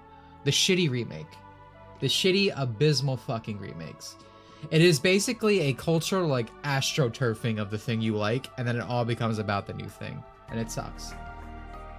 Like when we're talking Evangelion, when Evangelion gets like merch now and figures, the shitty fake clone Asuka, she's literally a clone rebuild, gets the merch now.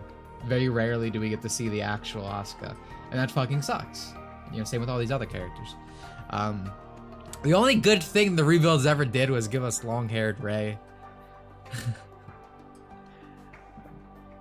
And I guess the first one being an animation showcase for the actual first part of Evangelion was cool. Evangelion is one of those subversive. Oh, it's a sequel things too, by the way.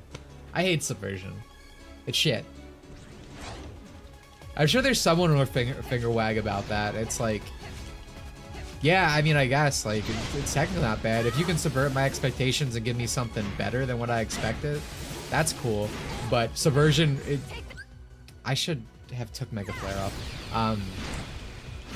And my experience has universally been. Actually, I'm gonna die here. Yeah. I want to get Mega Flare off.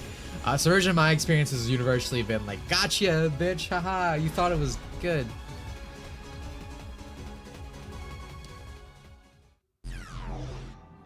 I like Clone Asuka, I go, people don't. She's a different character. I mean, they took away like your connections to Shinji, like in terms of their personality. She's not as abrasive.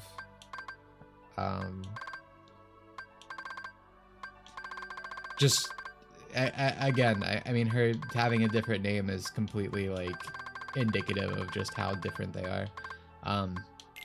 Granted, it's been a long time, so I'm sorry I can't give you my epic Evangelion like rebuilds takedown. We're gonna get really into the details. So I take it you did not like 3.0 plus 1.0. Absolutely not. That shit sucked.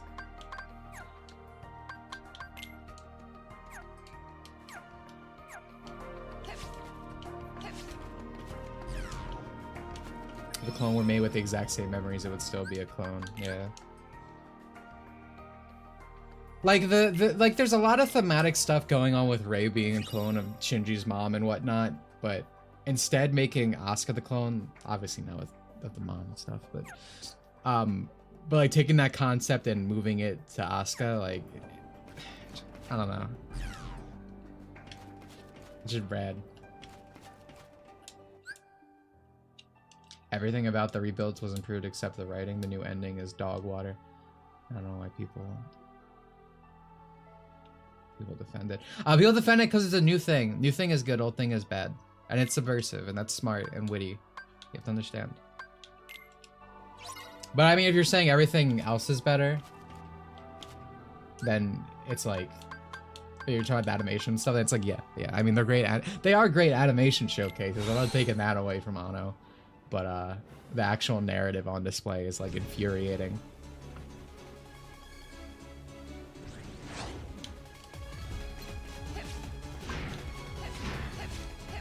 Yeah, I've read the light novel. Shit goes crazy. I've never read. I never read it. The only thing I know about, I think it's the Evangelion manga adaptation, where it's like, I always see the panel of Asuka calling like Shinji a fig or something, or at least a homo, something like that. Yeah, I know, let's do their own thing.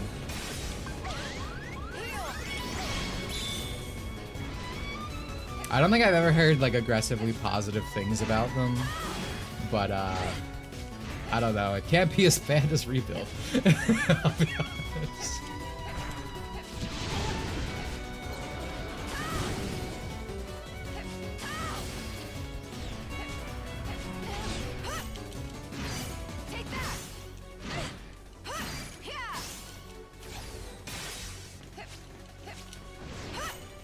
Oh wait, I can break this, right? Okay.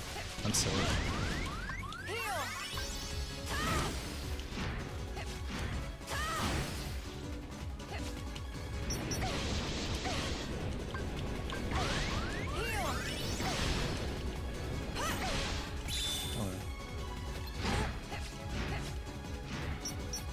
I really want to do this, but holy fuck, at level 1 it's so slow.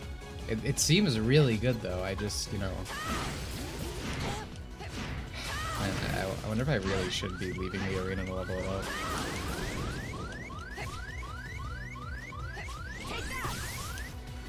How does level up work? Does it like... If I go to a higher experience area, will I actually get more experience into that? Or is it just like kill things? Or do I have to use the shot lock? Like how does shot lock leveling work? Birth by Sleep Scholars, I call upon thee.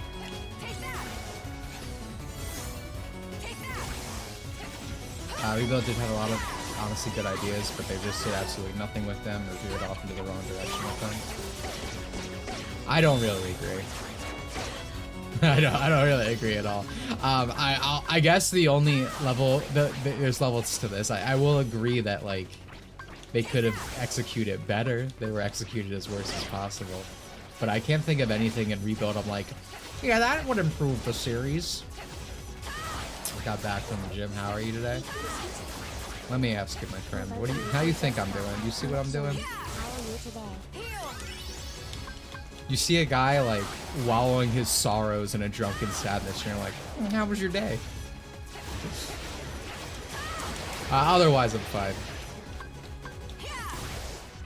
But it is Birth by Sleep, so it can only be so good. High level area. Okay, after this fight, if I win, I'm going to leave, and I'm gonna just level that. I want to actually use it. Shot locks are very useful. And I'm just not gonna, like, look at this. I like getting much use out of this, you know? When I could be going crazy with it.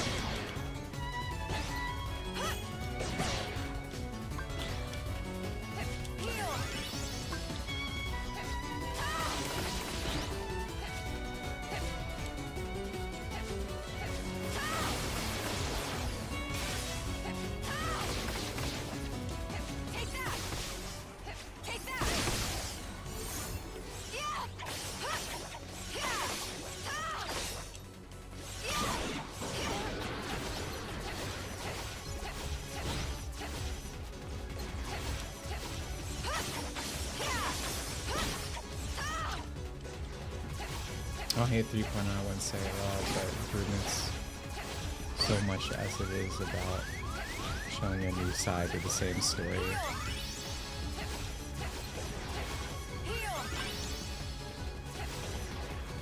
I don't know, is your argument that like, that almost feels like it's different, you know? I don't think that inherently means it's better, a new side of the same story. I think everything they've done with it, you know, again, was to the detriment of the characters, right?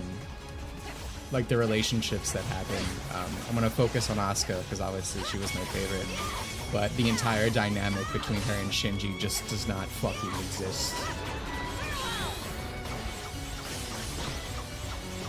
No, not better.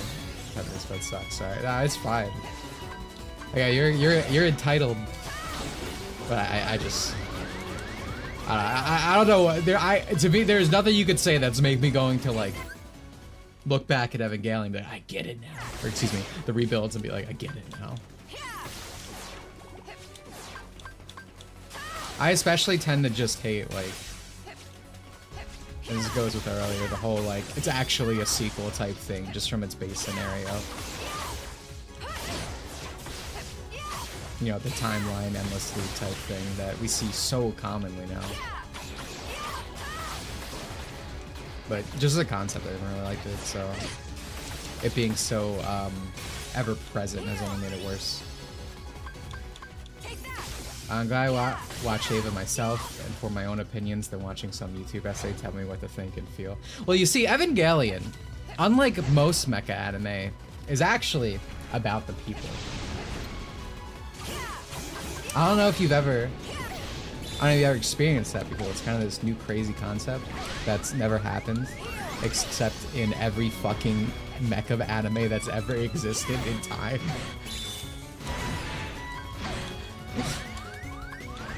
Oh, thinking about Otto hating otakus is also fucking hilarious, bro. You look at his desk and he has like a cutie honey figure on it during production.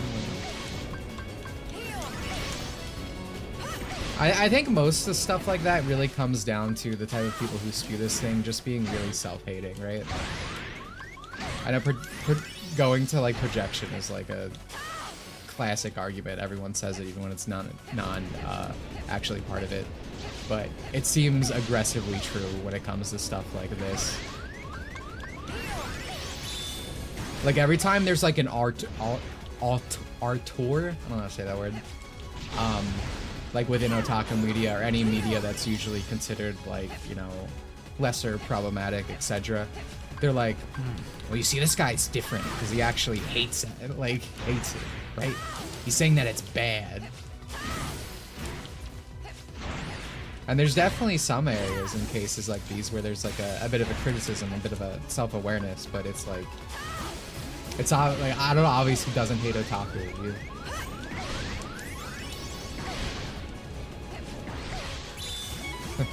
Cutie honey, I think it's showing up as something familiar.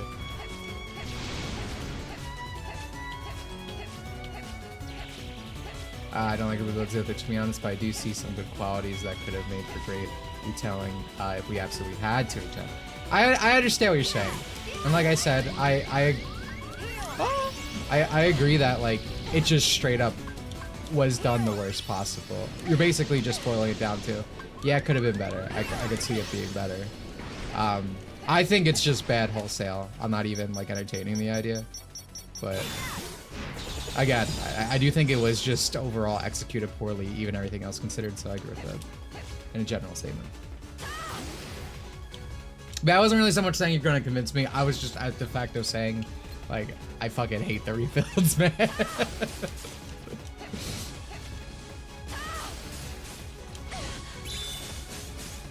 Honestly, one of the biggest otaku in the industry, yeah.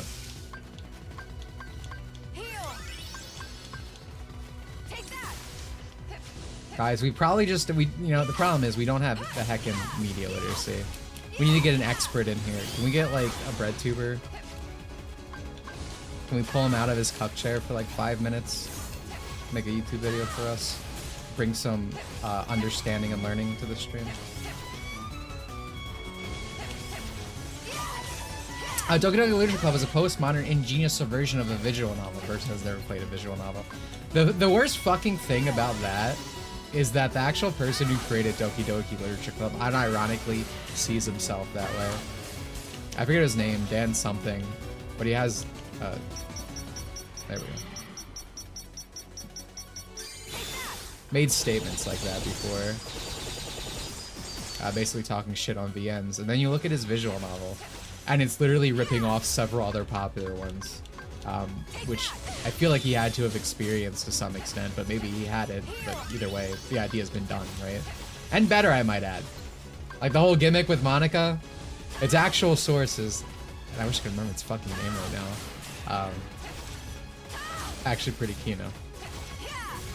Someone can please feel free if you know what that was actually taken from to mention it.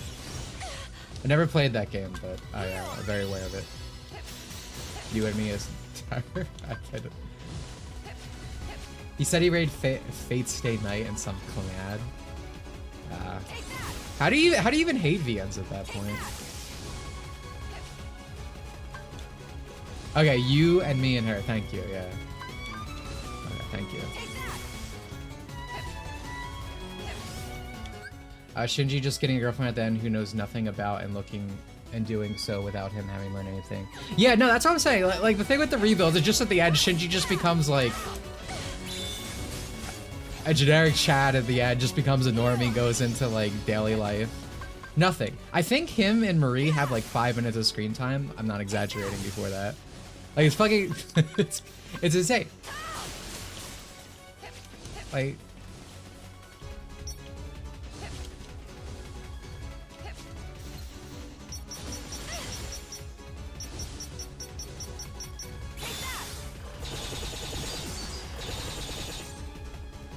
I'm really worried I'm gonna die at the end here.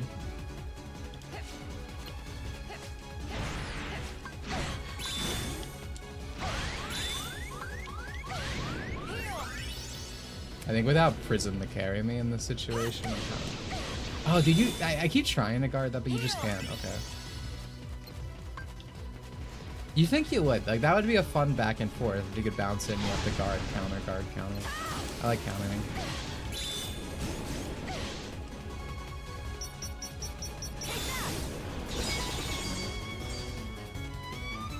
Yeah, I need to level this up. Like outside of here. It's gonna be fucking annoying, but...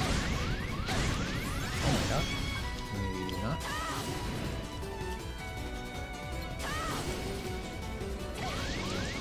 Jesus Christ. Yeah.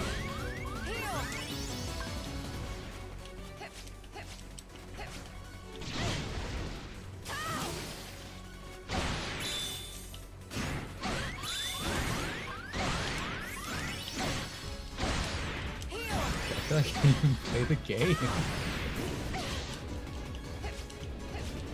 Why can't I guard? Like, why am I not allowed to guard these? The only thing I can do is iframe through it.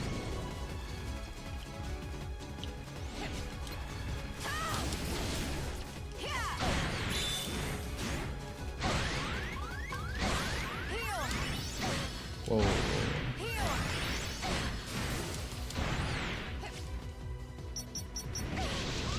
Cool.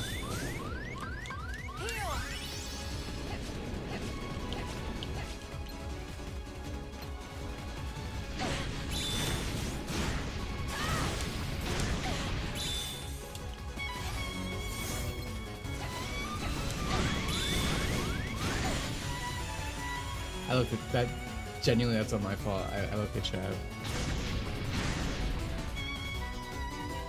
What are your thoughts on the rebuild Madoka Magica series? I've never watched the movies. I enjoyed Madoka Magica, but I never have partaken otherwise. All right, boys, we're going back to the Bastion.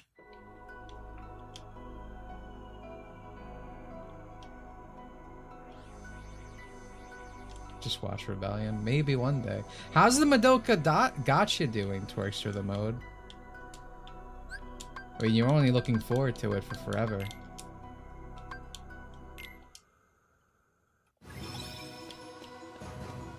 I'm not gonna put music on, I think. I think we're just gonna go to the end. The first two movies are retellings. Third shits on the ending of the anime. Gotcha. So obviously I love Japanese properties. This will be a shocking statement, I know. But like, I don't even think like endings being bad is like a new thing. I feel like as long as I can remember, like my experience with Japanese stuff is like, it's such a gamble when something ends. I feel like there's a higher % chance things are just not good. And granted, maybe that's strictly because Japanese things tend to actually end. I feel like my experience with a lot of Western products are just like they go on forever or never actually finish. But I feel like with a lot of anime, a lot of things, they just end badly.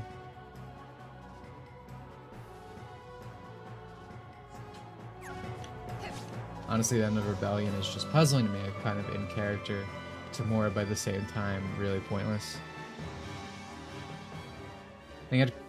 I think anytime a creator goes back to fix something they made years later, it always goes terribly. Yeah, no, I agree with that. Just wholesale. And that goes back to the Brian O'Malley Evangelion thing. Like, Things should just die. Just let it die, you know? Let it shrivel up and die.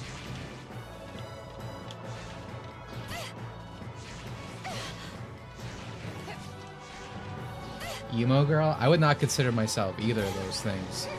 But God, do I miss emo girls. Oh. You guys, you zoomies, you don't know what culture, you don't know how much was taken from you. The world was a better place for friends. The malls of the United States of America. Beautiful place. Beautiful place. Also, I liked Mario Kart World, for the record. So. Oh shit, I'm not using the right deck, I just realized. Oh, and okay, well, I almost fucked up further. We need to do this.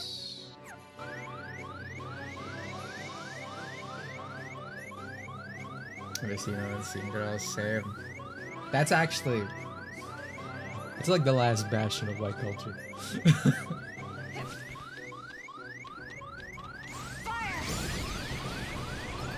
Oh, dude, that was instantaneous level 2. Holy fuck, okay. Level... Dude. Alright, we're good. This shouldn't take long. I was getting worried. I thought there was gonna be another one. Stream was in the Cataquack mines. Oh, you know, the worst part about Mario World, by far, is the character unlock system. I really don't understand why they didn't do something like Smash Brothers. You know, if you just play Smash, you can unlock characters, but it's also like, you know, you unlock it through achieving something, yeah?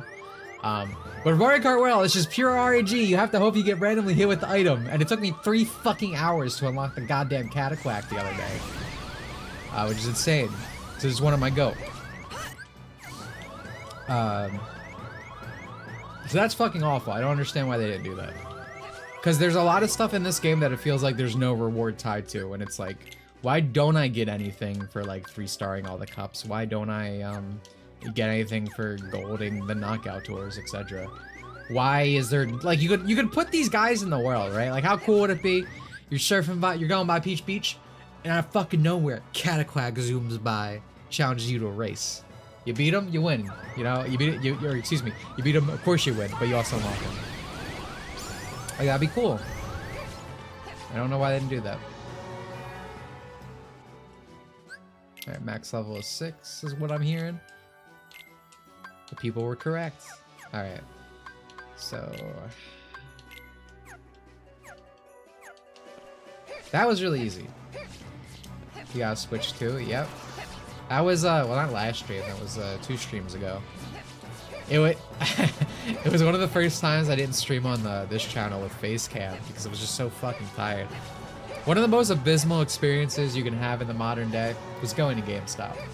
And I had to spend 7-8 hours at GameStop that day. Woke up at 11, got in line, paid off my pre-order, went home, took a nap, went back again at night. Awful experience. I swear, like, I feel like I feel like I did something wrong when I'm at GameStop, right? Because the way they interrogate, like, I feel like I'm in an interrogation room is what it feels like. Sir, would you like to pre-order this? Sir, would you like to pre-order that? Well, if you get this, you get this discount, but you could do this, you could do that. We went back at night because I wanted my Switch. I physically wanted my Switch too. Pre-orders for GameStop were the day before, or I guess the day of, depending on how you want to view this. So the 4th, you go at 3 p.m. You get pre-order, but obviously you can't just go at 3 p.m. There needs to be a line. There's gonna be a line. So you go at 3. You go at like I went at like 11 or something, maybe 10:30. I think 10:30, something like that. You sit in line in the smoldering heat because it was like 80 degrees outside that day, and I fucking hate the heat, so that was awful. So you spend like 3-4 hours there, you pay off everything, you get your order, and then you come back at midnight to get the Switch too. How bad did it smell? Brother, I don't think I was sentient when I was there. I was exhausted, in pain. I couldn't tell you. My body was in defense mode. Like, I have no clue. But there were Funko Pops everywhere. That I remember. It was bedtime. All right, let's try this again.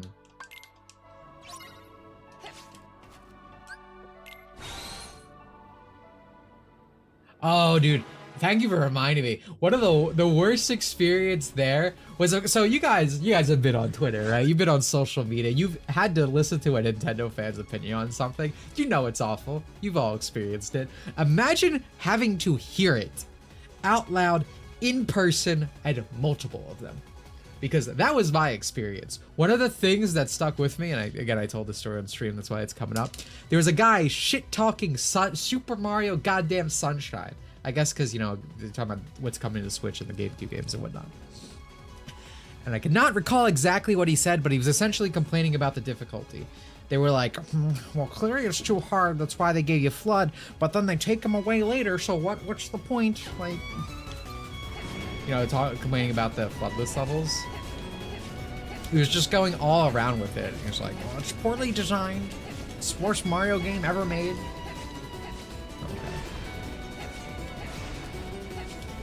Fucking retard. Super Mario Sunshine might be the greatest skill check ever gifted. Mario Sunshine is not a hard game.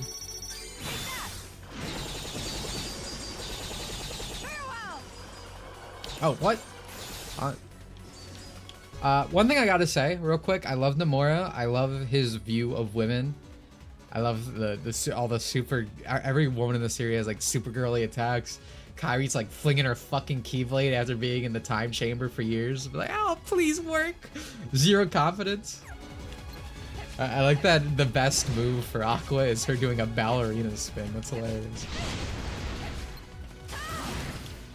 That's one thing that Nomura has not left behind, thankfully.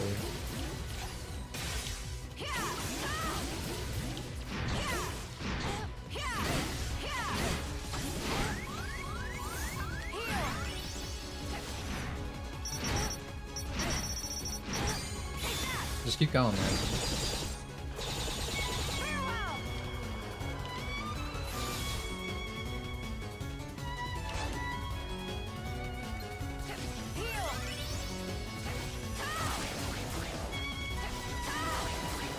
KH2 is peak playable shonen. KH2, you know how we're just talking about like emos and scene and all that? KH2 to me feels like a perfect distillment of that point in time. Not just because like when it was released, but like just the style, everything about the game, you know, because it's this mix of Final Fantasy, Disney. It's just peak, bro, aesthetically, narratively. I love Kingdom Hearts too. It's definitely my favorite action game. Like, there's not even a competition at this point. It encapsulates the era perfectly, yeah. Man, I love going to Hot... It's funny, you go to Hot Topic now and still get like Nightmare Before Christmas stuff, but like back in the day, when I was a little babby, I remember asking to go to Hot Topic and like seeing all the fucking Kingdom Hearts shirts, like keychain, keyblades, like... For the longest time on my my house keys, I had a keychain of Asuna and Kirito from SAO. I miss it, dude. I wish I still had it. That was from Hot Topic. And a guy, he shits on Mario Sunshine, but is a god at Devil May Cry 3. That's crazy to me. But like, how does he shit on it? What's his argument? It can't be the difficulty or the anything at that point,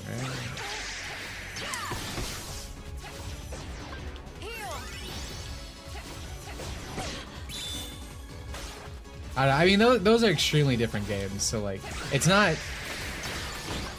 baffling to me, but like, I feel like, so the reason... Oh, my bad. Okay, they said there's shit at DFCT. That makes sense. Because my argument was, like, yes, these are completely different games, but Super Mario Sunshine and DMC3 both amazing skill expression from the player. Like the things you can do both like movement wise and stuff is crazy. So I feel like if one appeals to you, then so would the other.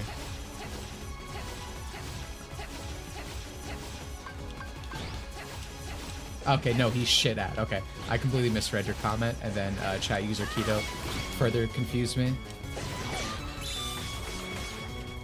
This guy's a real fucking prankster, let me tell you.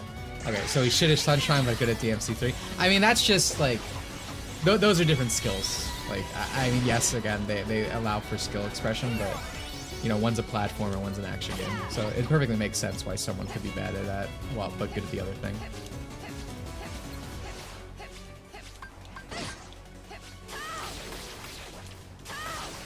Hello, Rico Mon.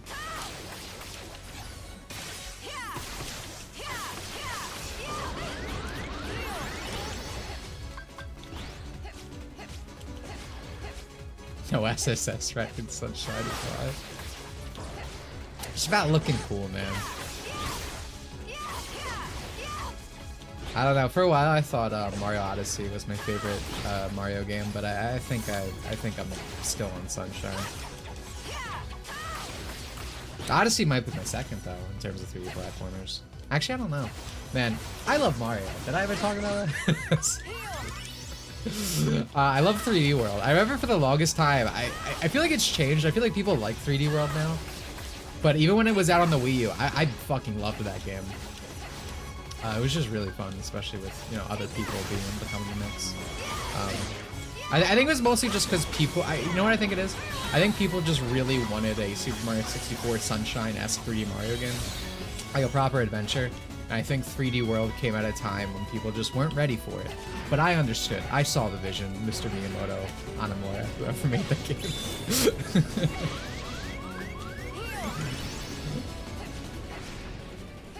But yeah, I love 3D World. Cool. I love that didn't finish him. God, I was mashing, dude. I was mashing. I hate this boss. Legitimately, might be the worst boss in the game. Worst of all time. Fuck you.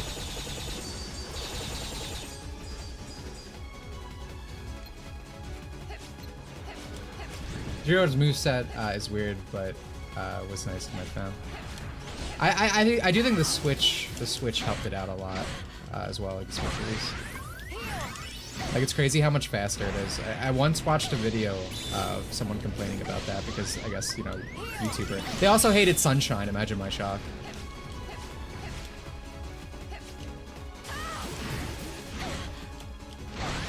Galaxy for me is the one I don't like.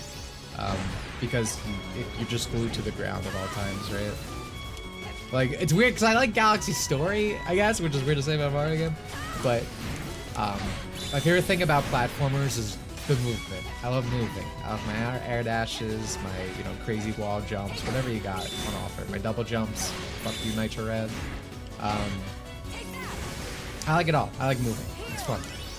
So Galaxy kind of is poo-poo dog water to me because, like, the long jump sucks. You can't go anywhere. Like, everything's so slow about it. It's not a bad game, but it's easily my least favorite Mario game. 3D Mario game.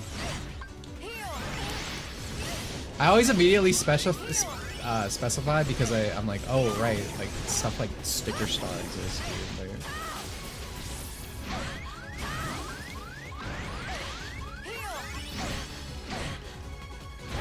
God, I hate this guy.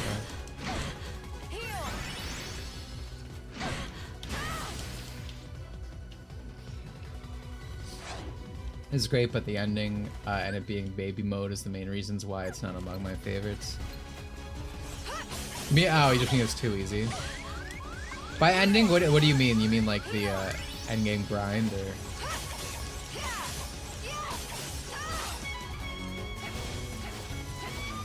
To me, what I really hated finding out was that, so early on in the game, I like bought all the like shop moons. I'm like, oh, every place has a shop. And then as time went on, I'm like, oh, these just are infinite. You can get infinite moons. This is a shitty mechanic. I hate it. Like, why it exists? It's for like little Timmy who can't hit the A button, so he could somehow progress. But I don't know. I wish there was a better system or something. Yeah, I didn't realize that would time the game, so I erased my save, exactly. It's very annoying, because I want like an actual tally progress of how many moons I have. I am one of the moon haters. I like that game, but I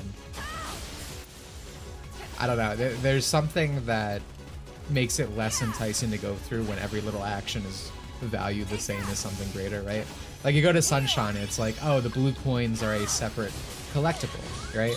So they're for like small little, like, essentially like race challenges, right? Get from here to there and stuff like that. You know, find this little hidden thing. But in Sunshine, it's like everything's a moon. And I don't know. To me, that makes everything kind of feel tedious, even when it's not. It creates a weird dichotomy. But again, I like that game a lot. Stars greater than moons. Shine's greater than stars and moons.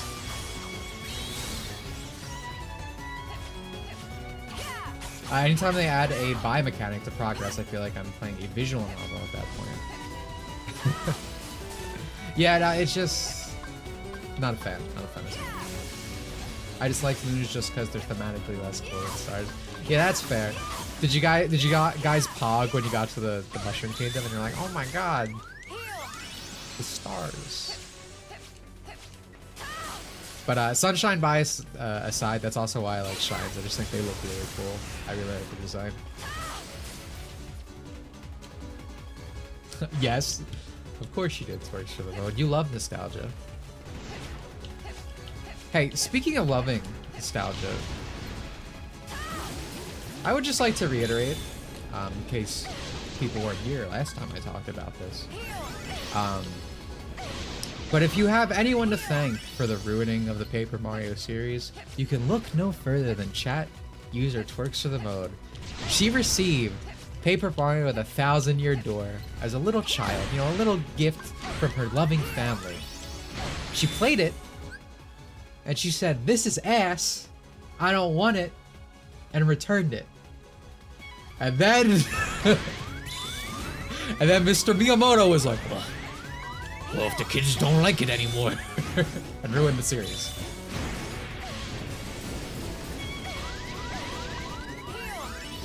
And this happened with Pokemon too. She got Black and White, and she was like, "What is this stupid ice cream cone? This is ass. Where's Charizard?" And then, you know, we got Charizard.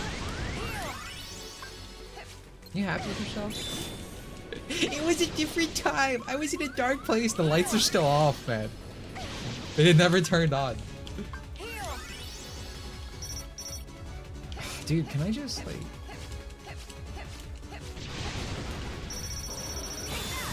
I'm just doing this early. I need the damage. I'm like, I'm doing fucking nothing with this guy.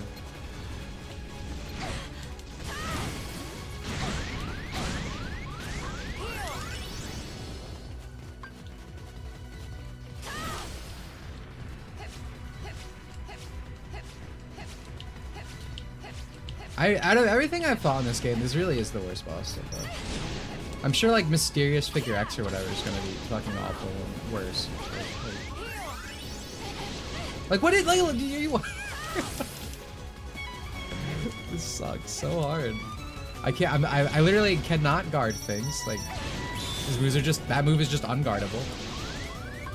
Yeah, but you can only iframe through it. Nothing else. You saw, like, I can't respond to anything. Like, oh my dude, like.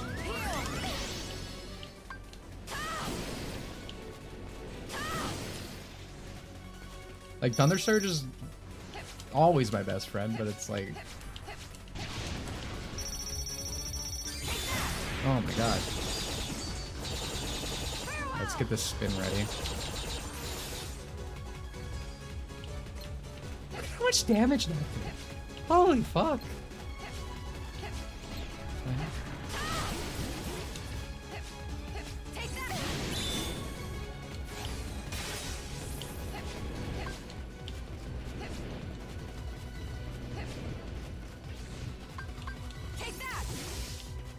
It does such little damage. Oh.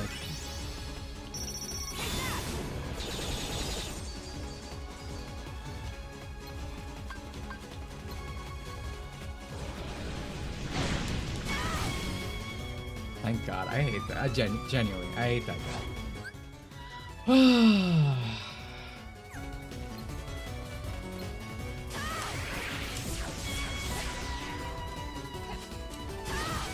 No, that guy, that wasn't just because of my shot locks. He did that no matter what.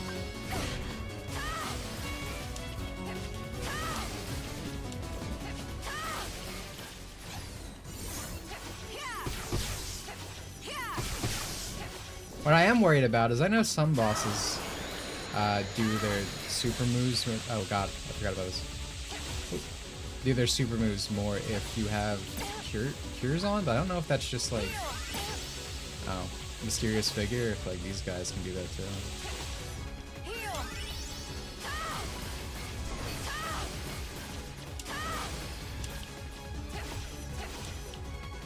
Aqua, can you like look for it, please? Alright. Just in time.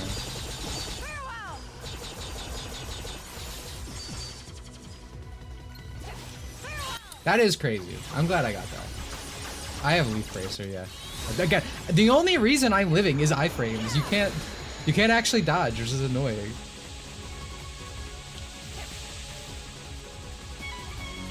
That's one of the, like, you know, talking about KH2, like that's one of the reasons KH2 is so fun. Because, you know, like reflect, countering, that's like all of its boss fights, it's such a core part of it. And that back and forth is genuinely some of the most fucking fun I've ever had in an action game. Like, broadly speaking. I don't know if I can... In the normal fight, you can counter this, but it's not fire. Oh, that's what I was thinking of this. I think the arena's too big.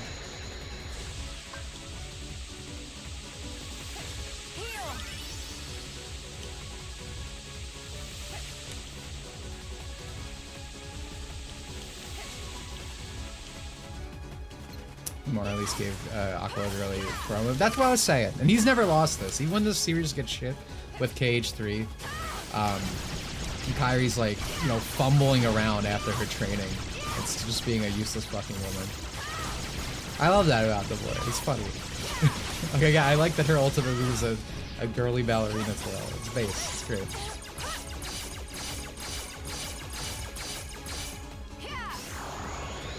See, that's cool. I want more of that. Like that's fun what I just did, having to counter all that.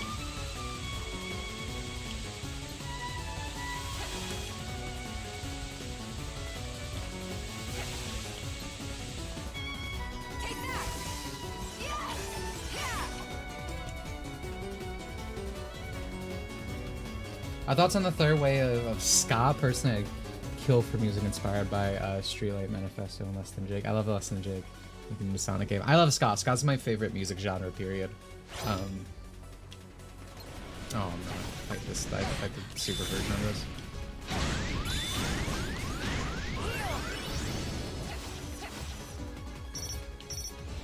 Aqua, can you fucking just look in the correct direction? Oh, this... I'm being... Cum jar blocked? Like, the cage is blocking me.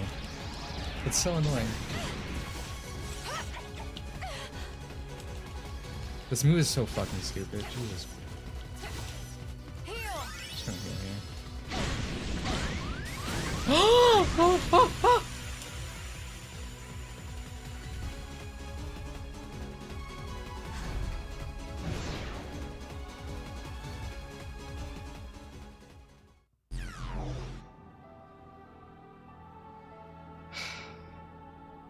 Cool.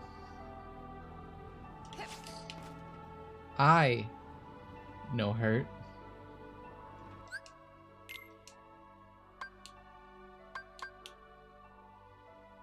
Is that the last guy too?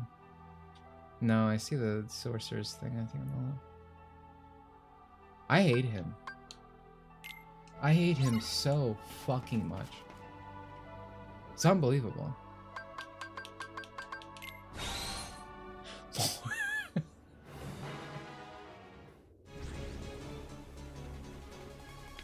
It was the last guy. Fuck me. I hate him so goddamn much.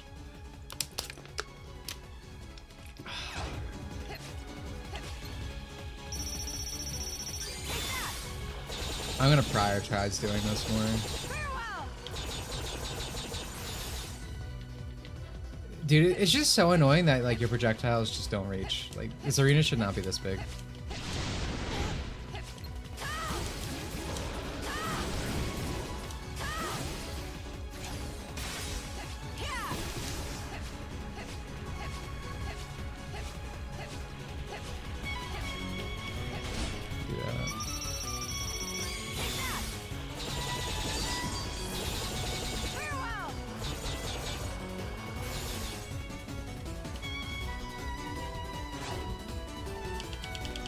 Seems they gave that to Kyrie and Axel and did fuck all in KH3. I hate Axel in KH3. I'm like, so I kind of, I know a lot of like, even like annoying Kingdom Hearts fans go like, more underutilizes Kyrie. Why is she useless? This and that. She's a princess, right? She's quite literally a princess. I'm fine with her being useless, right? She should be.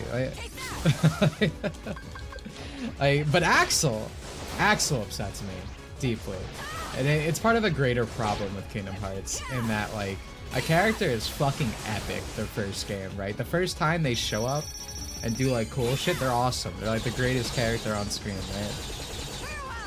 You know, for like, so like the Chain of Memory people with like Axel, Marluxia, Larxene. I fucking love Chain of Memory's Larxene. She's amazing. You know, that can usually carry over if their arc's not done. Like, right, Axel's still good in KH2. Still really good in KH2, in fact. But then their arc is over, and they just stick around because no one's ever really gone. They come back to life. Some fucking bullshit happens. But when they come back, they don't do anything. They sit on the fucking sidelines cheering. The only person who's ever accomplished anything positive in this series is fucking Sora and Donald and Goofy, right? The three bozos in this game, they fucking ruin everything, right? They fucking suck. They're awful. They ruined everything. But your name's not Sora, Donald, or Goofy, and Riku. Did Riku really? I feel like Riku's also mostly attached to a negative effect on the world. Just gets saved by Sora. Like, you get to Kingdom Hearts 2, you get dead, and then fucking even in Kingdom Hearts 2, you save Riku, you save Kairi, and like, hey, what's Sora gonna do without us? He, and then Riku gets locked out of all the fights and does nothing until the very final one. Sora's just always carrying, right? I don't dislike Riku, for the record. Just observation. Everyone getting trapped in the card zone, yeah.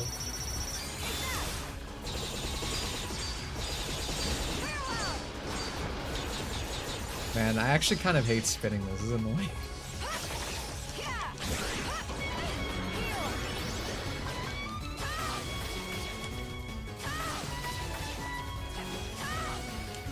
Okay, I didn't mean to do that.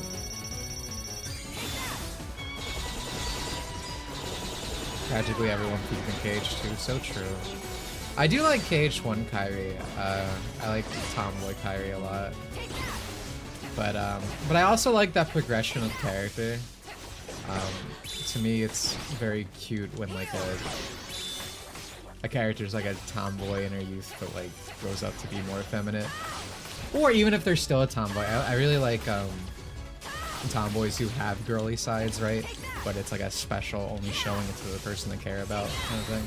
That's also good. That's not really Kairi. Kairi just becomes girly. But I like both of those things. KH1 Kairi is just easily my favorite. Though I really like her KH2 design. Even if she's a fucking slut. Dude, like, have you ever looked at KH2 Kairi? Like, this fucking outfit, dude. It never registered to me, like, younger, but like... Ooh, I love Web P.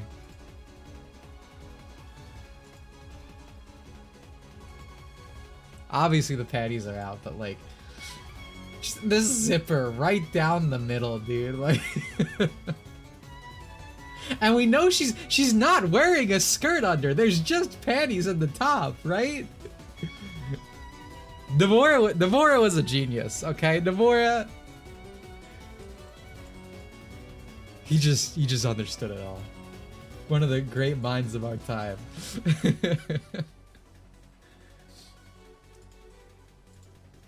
Hikari design, yeah, it's fat. I like her schoolgirl outfit in 2 as well. Like KH1 Kairi is my favorite if we're including all aspects, but 2 has the best design in my opinion. I also like KH3 Kairi's design, but it's a downgrade. I really hate plaid. I've never been a plaid guy.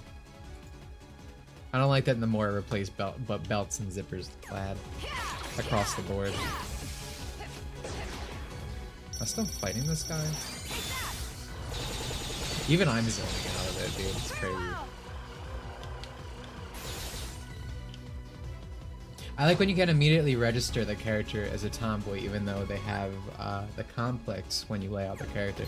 Yeah, no, I enjoy that as well. Right? When it's like the design itself doesn't scream it. I would love to be able to find this picture.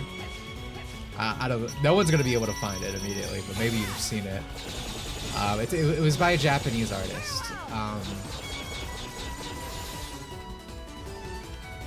But it said like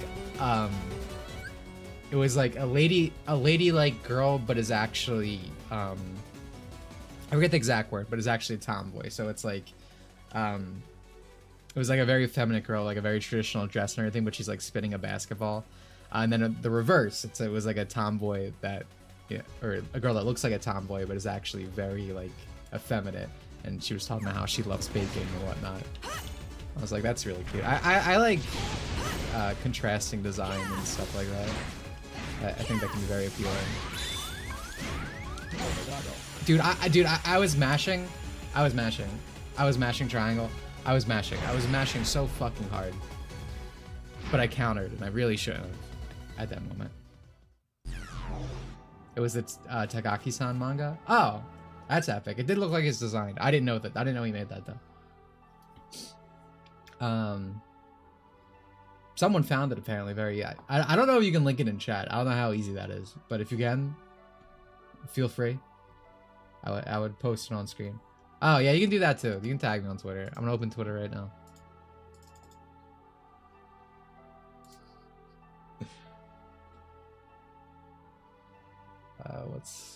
Let me read.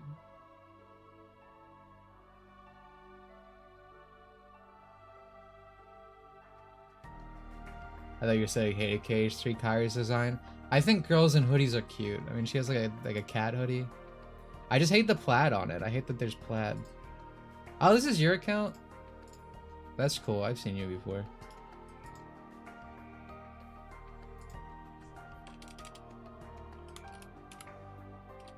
Always interesting when I recognize names.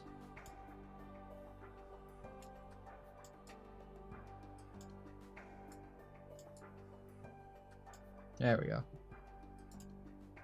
Yeah, I like this image a lot. This appeals to it, like the gap moe of it, right? Yeah, see? We got fans in the chat.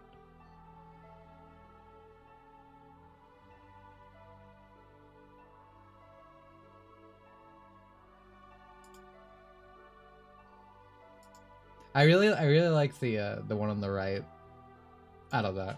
I like both, but like the right activates something in my brain, like a little monkey almonds. Like, oh.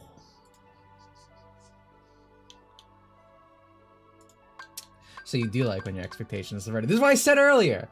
You can do good with subversion expectation, but it has to be better than the expectation, right? Like you present this idea to me and I'm like, that's interesting. Go on, let me hear it. But again, it's not the same. Like, again, I do like traditional. I like things that are to their tropes to a T. But a lot of subversion doesn't feel like, oh, isn't this a cool idea? It feels like this is a subversion. You know what I mean? Blonde one is better, true. All right, is there anything I can do to improve my build? Probably not. I mean, I could take off the payback surge maybe. Or maybe counter blast. Press. No, I think it's payback surge is the problem. I feel like this is like, yeah, I feel like I'm gonna try it without, because I do feel like there are times where the chip damage I get from it isn't actually worth it. So...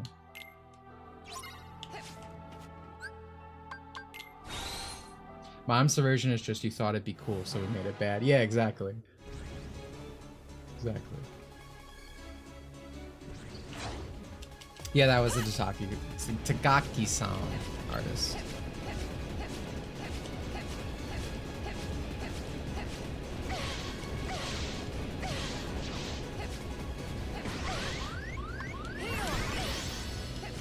Maybe this is worse, actually. I don't know.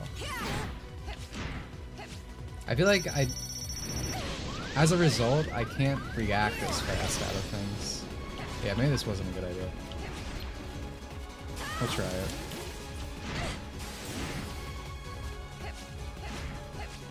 Brother, can you jump up in the air and do your stupid... Thank you, wow. Appreciate it.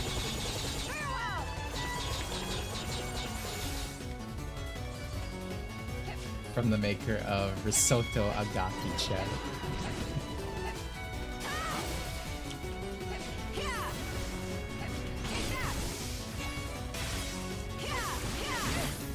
I want you to know if I pronounce something correctly, that itself is probably a mistake. I will always remember the first time I started streaming and I said Super Smash Bros. Melee. And people did not like that, let me tell you. I've established a long-running formula in the Dimitri Monroe universe. And thank you for 31 months. Like, I'm not a fan of Peem. Not a fan of Peem. I don't enjoy it. I don't enjoy the word. Don't enjoy the action, in fact.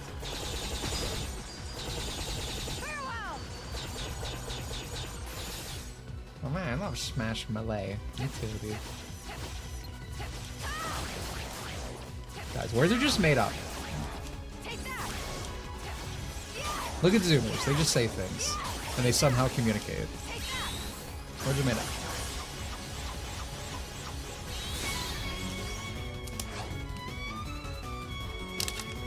Geki? Geki.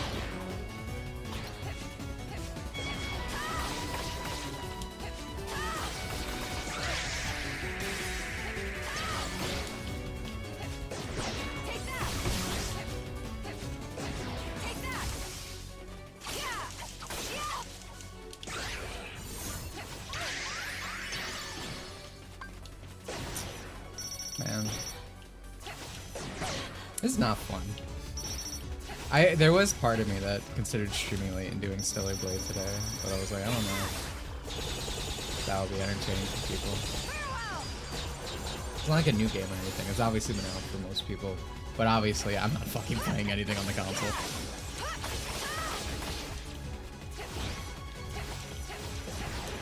I did see that there was drama with it though, that PlayStation fans got owned, because apparently if you buy it on PC you get like an outfit in Nikkei. And I guess they promised that PlayStation fans would somehow get it, but nope. Get back in the cup chair. Thanks for beta testing. Excuse me. Wait for more developed mods. I don't even feel like I need that, dude, with this game. So, I say this all the time, I don't like nude mods or anything. Or I should say, I don't care about them, right? Like, it's fine if you use them. But I just like outfits, specifically outfits that still have style, but like reveal a little bit, you know? Again, I always talk about the compromised armor type thing. And Stellar Blade just has that. So like, what? I'm sure eventually there'll be a modded costume and like, oh, now that's what I'm talking about, but I don't think I need anything for this game. Like, I think it's just good to go for Dimitri.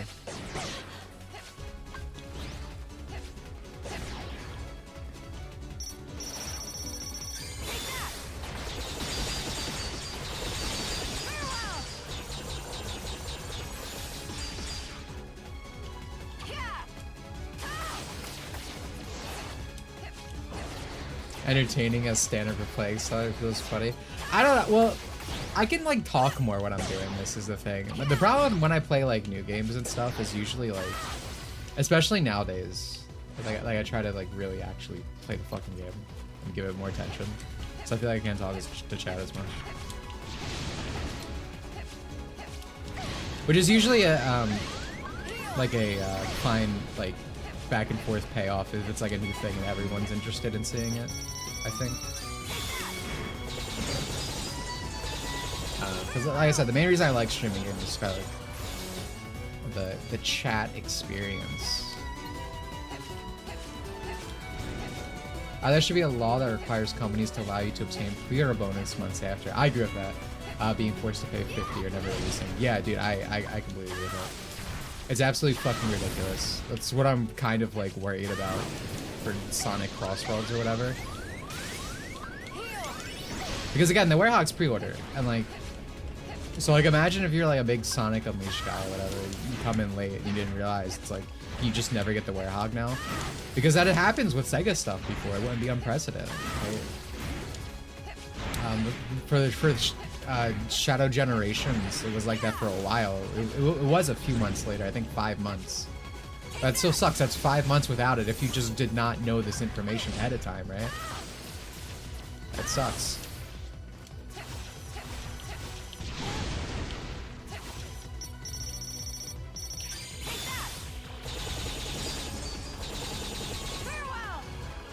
Would have been fun to play Tales of Graces with the Miku costume. Which, wait, what? When did that happen? Dude, I don't remember that. When did that happen? Any plans to multi-stream? Where would I multi-stream? I'm banned from Twitch for posting anime girls. I guess Kick exists, but I don't know if it's worth it for me.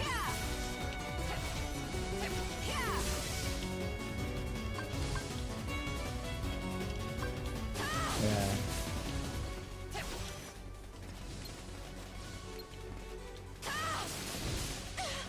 Gotcha. Yeah. Yeah. Graces is one of my favorite combat-wise.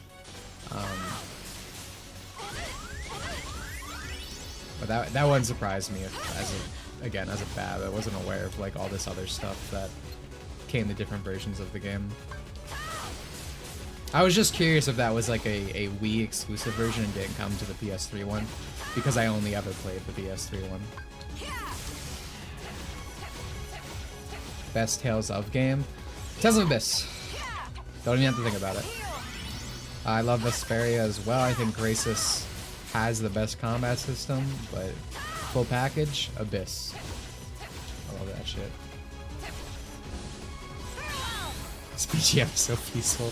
Yeah, I mean, even if I wasn't banned for Twitch, I wouldn't stream there. That's why I'm not like, you don't see me ever trying to press for like my unbanning or whatever.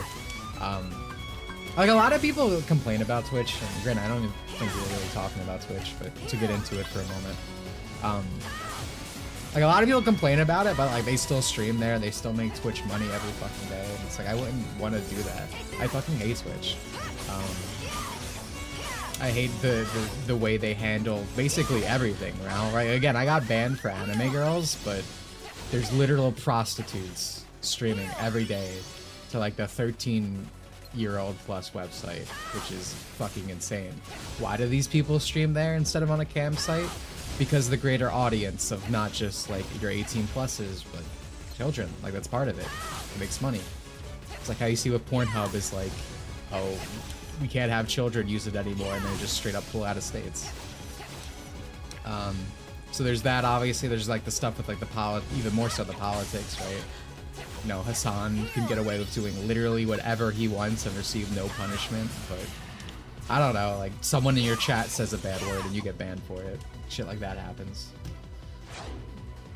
Best Tales of Girl is actually a harder choice.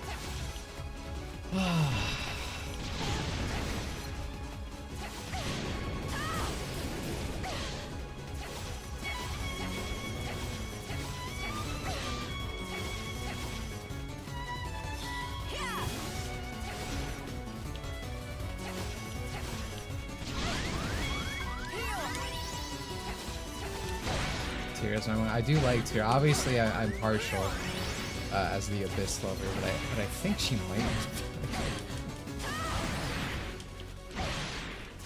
To clarify, I played every Tales game except for like Legendaria, Like some of the really, really early ones. The one with like the green hair girl and the red hair guy. That I didn't play.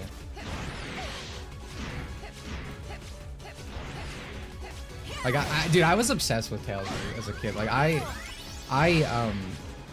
hacked my PSP like every fucking child, so I could play like the Tales of the Worlds games, because we only got Tales of the World 1, but 2 and 3 are just A, so much better, and B, you have so many more characters. I imported Vesperia PS3, and I had like printout sheets of like all the translations for stuff for like moves.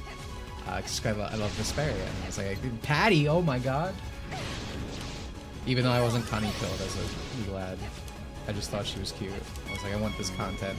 Oh, dude, and Vesperia PS3 had the Abyss costumes. That was crazy. Because I really liked Flynn as a kid for some reason. I know I'm getting really off topic.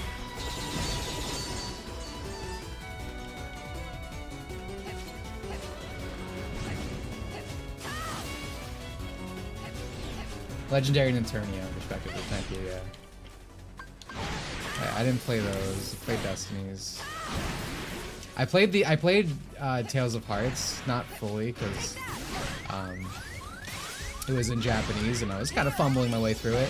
And I got really upset because the Tales of Hearts R remake came out, and I was like, this is fucking ass cheeks, bro. Like, Tales of Hearts original on the DS has a beautiful sprite art, and has a really fun, unique battle system where you're just constantly air juggling. And then Tales of Hearts R comes out, and not only has like the worst fucking localization in the world, you might as well play a shitty incomplete fan translation, but also it just plays like fucking ass. It was so disappointing. Cause I like the sister in that game.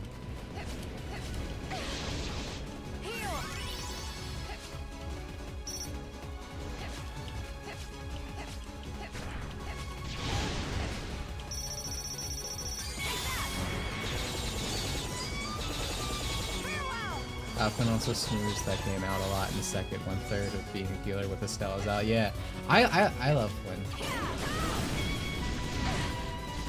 I really like this area. I also really liked Bazaria. I fucking hated Tales of it was the last one that came out. I know this is like the common man opinion, right? No one liked Tales of why can I not think of the name? Rise, Tales of Arise, right? Yeah, everyone hated that, right? We're all on the same page. That shit was sass. This is so fucking ass. The designs were middling, the story sucked. The combat was not like great or anything. God, I hate this guy so fucking. Didn't even finish it. Honestly, I haven't either. I've tried so many goddamn times to get through it, and I get so fucking bored every time I try to play Arise. Yeah. 1 second.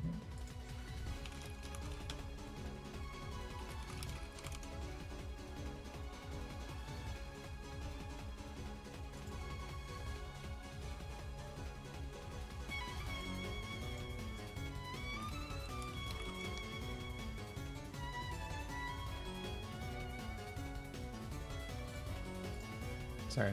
Saw a message I had to respond to. Rinwell isn't bad. Rinwell's really bad. Like I don't even like hate the designs in that game. They just feel like watered down, I guess. Halfway through. Like everyone's like I couldn't even beat it. I don't know. It kind of feels like the common video game problem of like we're trying to expand our audience. That game also really disappoints me because you guys know I fucking love SAO, and like it got an SAO crossover, but like I can't fucking enjoy it because it's a Rise, right? Like, dude, do you know how much like I would cream my fucking pants if it was in like I don't know fucking Bazaria or something, like a game I like.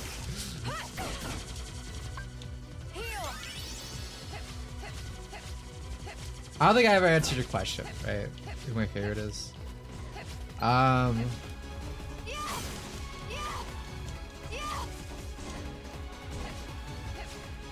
Maybe Rita. Vesperia. I also like Anis a lot. I feel like I feel like my next playthrough of this, I feel like Anis is just going up and up on the tier list. I really like her interactions with Luke.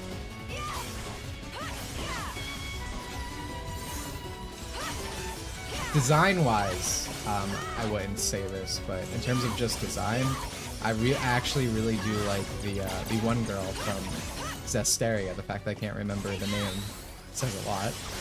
But the blonde, she has like an umbrella she always carries around. I like her. I like her design. Zesteria to Bazaria is kind of crazy. It does give me hope that maybe like the game that comes after Arise would be good. Didn't they have like an expansion to Arise like semi-recently, like a long time after the fact? And wasn't it even worse? Edna, thank you. Yeah.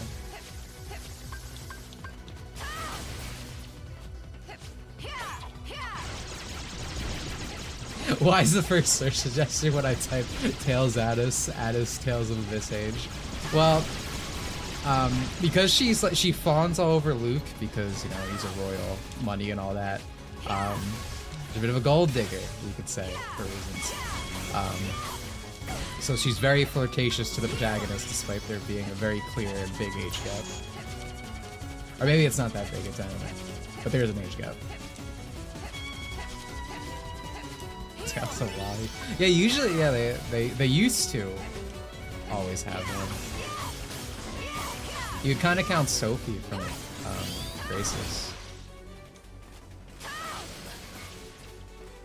Am I? Why? Okay, I have to attack the bottom. I was like, why am I doing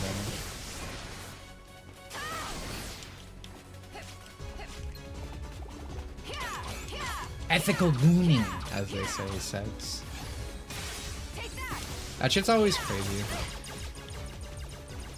One thing that I've seen a lot of recently, it's been very funny, is stuff surrounding Miku Hatsune. Like how I said that? Because all these people always freak the fuck out about ages like you know we're talking about right now, and obviously she's based on like she's supposed to be 16, like the physical body's supposed to be based on a 16-year-old, right? But of course she's very trendy right now, I've noticed, for all these people to draw. So they're doing like lewd art and whatnot, and all of a sudden now they're like, well, technically she's a computer program. They're essentially doing the 1,000-year-old lolly thing with her, right?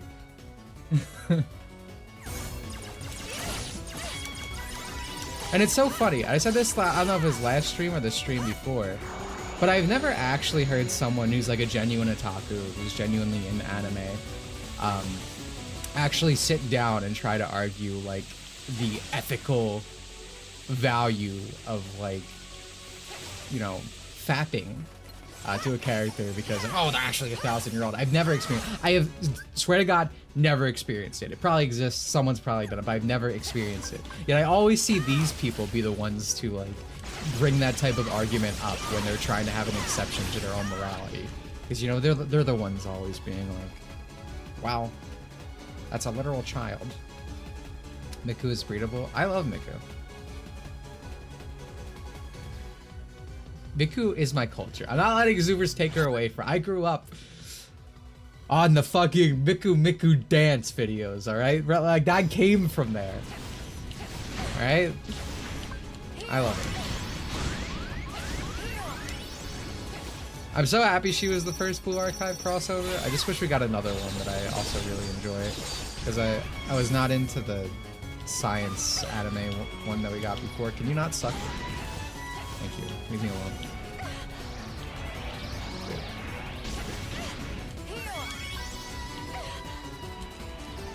What am I supposed to do in this situation? Okay. Thank you from random mods. My friends download it. That's cool.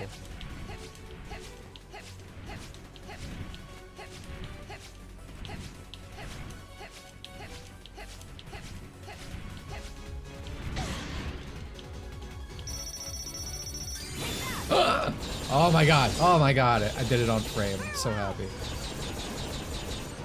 God, dude, he's dodging so much damage from that too. Like it does so much when it hits, but like I would. Are you done? Jesus fuck, dude.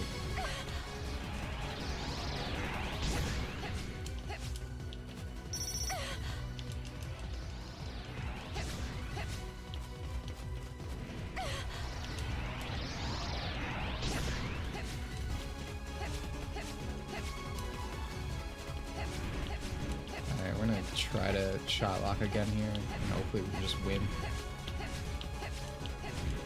Through Sonic Flush videos. I love that Miku and Sonic are best friends.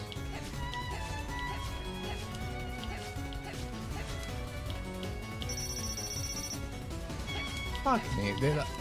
But yeah, that design I use for some of my Sonic streams. It's based on like my favorite outfit in Project Eva, which is wearing like the Sonic hoodie.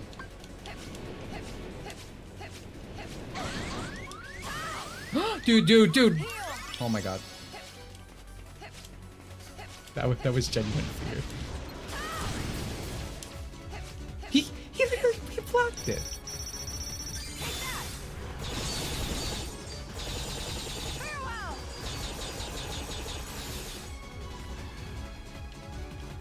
So he literally dodged all the damage. Fucking annoying. I wish there was something I could even do here. Hey, boss fights where you just wait around. I can probably still get it full. With the jar, no less, yeah. Thankfully, I haven't been put back in it.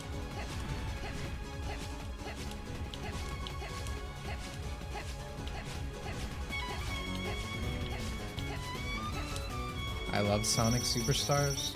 Buddy, you shouldn't be screaming that out loud.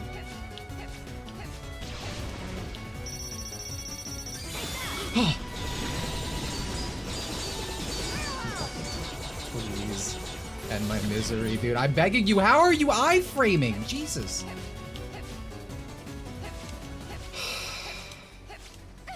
Or else what? I'm just looking out for you. I don't... That's like going to like, I don't know, a cul-de-sac and screaming you love children. That's gonna get you in trouble somewhere.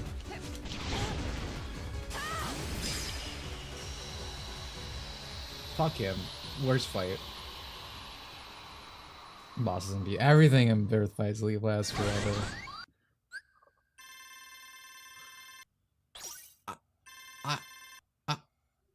To be honest, I thought I somehow died at the end. I got really upset. What, dude, like, I thought, if it wasn't for second chance, would I have still lost? Like,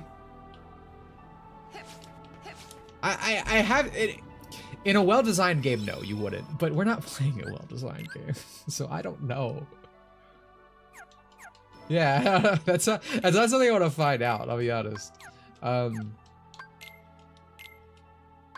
we got Ultimate Weapon. That's just a flat upgrade to our stats, which is nice. 2 in strength. Oh, just 2 in both. Okay. This Ultimate Weapon's alright. It just feels like... excuse me, it just feels like KH2's. I like Kingdom Hearts 3's Ultimate Weapon. I don't know if that's a hot take. I like it a lot. It's a hot take amongst my friends. But I like KH3's Ultimate. I like that it's like red and black and gray. Too gaudy for me. That's an actual reason. Oh my god, so I'm done the arena. So, alright, tell me. What's the strategy now for 99999? I fight Monstro, right? But what do I do? What's my game plan? Just use the same shit? Oh, sending the video. Oh my god. Honestly, I've been streaming for near 3 hours. I think we'll learn it, but we probably won't last much longer. We're gonna also, because I don't want to hear that fucking theme endlessly.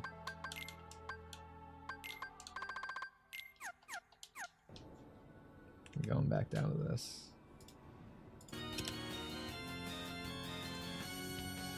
Actually, I should turn this off because I'm gonna watch the video.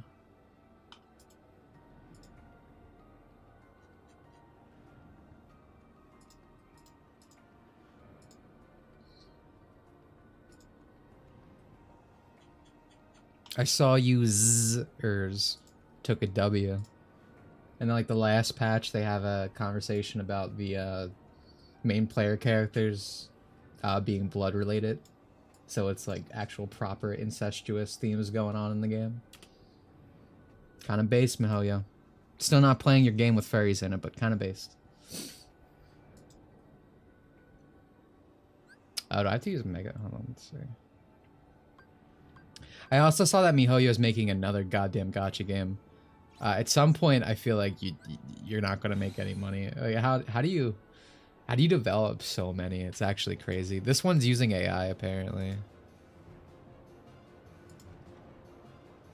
Mega Flare, get out, and then Mind Squares for insane damage. Oh, dude, I don't have Mind Square. Do I have to command meld more?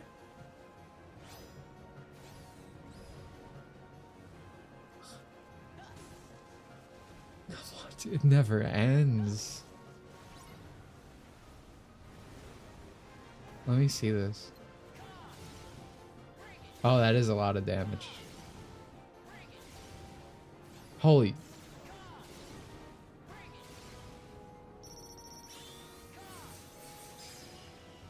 Yeah, okay, that's a okay, I guess I have to do this. How many mind squares do I need? 1, 2, 3, 4, 5, 6. I say this every stream, but like I always think I'm almost done. Like I always feel like I'm on the cusp of freedom. Like I'm pushing the boulder up the mountain, right? Like I'm going, I see the cliff, and then it just slides on down. I can buy at least 4? Okay. Okay.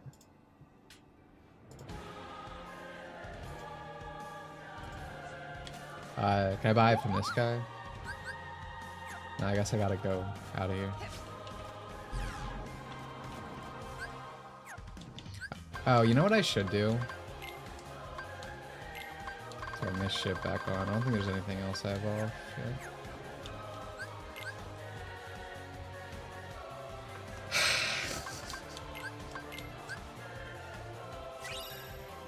Should I be a certain level for the rest of these bosses, or like, what's the suggestion there?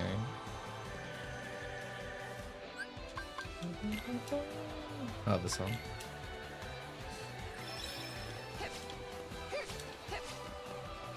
All right, mind squares. Mini. Drake? Okay. I was like, where's the mind squares? Alright, so let's do 6, right?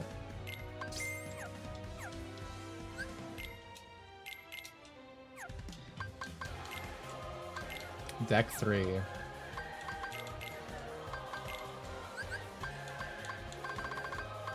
Alright, so we need 1 Mega Flare. Mind Square. Mind Square.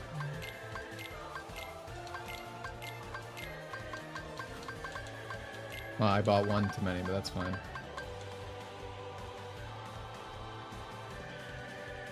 I liked the Pokemon event in Star Rail, so I'm assuming it's like a knockoff Pokemon thing. So I think I saw those creatures. They did look cute.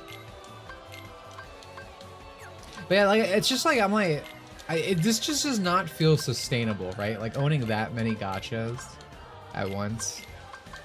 Again, I'm interested in because they said it's gonna have an AI element in dating.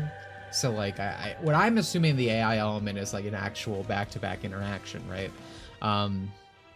So like, you know how you have your like your Momotarks and Blue Archive, you have all these texting things. It seems like they're doing the natural conclusion, which we've all been wanting, which is like they're actually implementing an AI function to that conversation. Yeah, we already talked about Game Freak. That was a frame 1 conversation. 2 things Hoyoverse fans hate. That is a good point. This gacha might be safe from them. Yeah. No, like stuff like that seems cool, but it's like what worries me, it seems like with MiHoYo games a lot of the time, their first year for a gacha has like crazy budget, right? They put like so much money into it, and they're like, all right, next one. Like they don't kill the game. They still keep supporting it, but they realize their biggest revenue stream is that first year. So I feel like they're almost in a cycle right now. It feels like of, you know, they release their game, comes out, makes a shit ton of money, get to work on the next one, keep that game going because, you know, it's still good money, it's still supported. But I feel like that's not forever sustainable, right?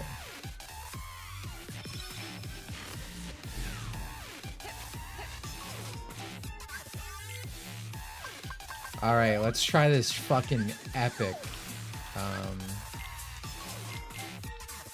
build here. And I guess I'll put the shortcut here in case I ever need Mega Flavor.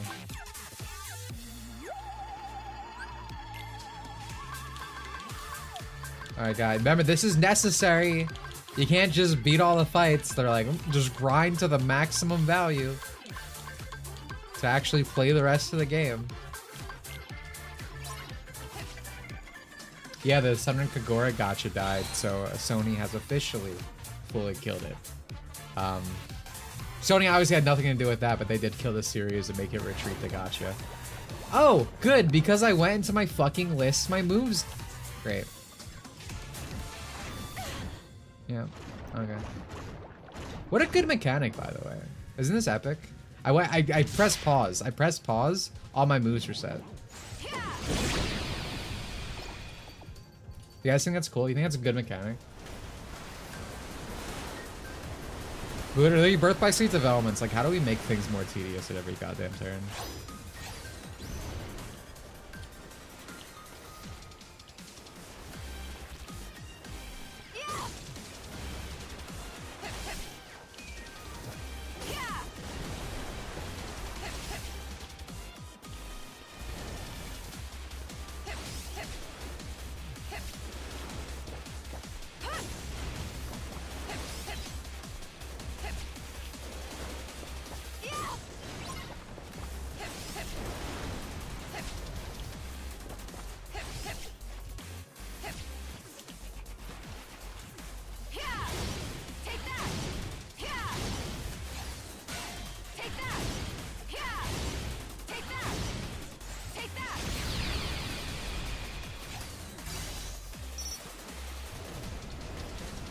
So, is it because it's not leveled up? Do I have to level up this command to get the maximum damage, or is it because I'm under-leveled? Is this an under-leveled thing? Because I watched this and this guy did it all instantly, one rotation.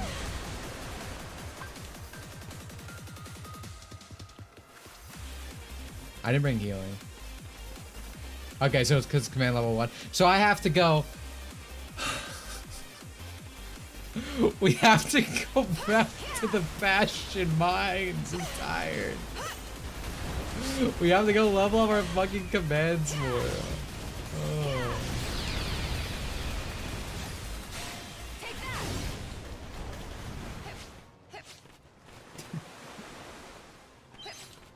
Oh. Okay.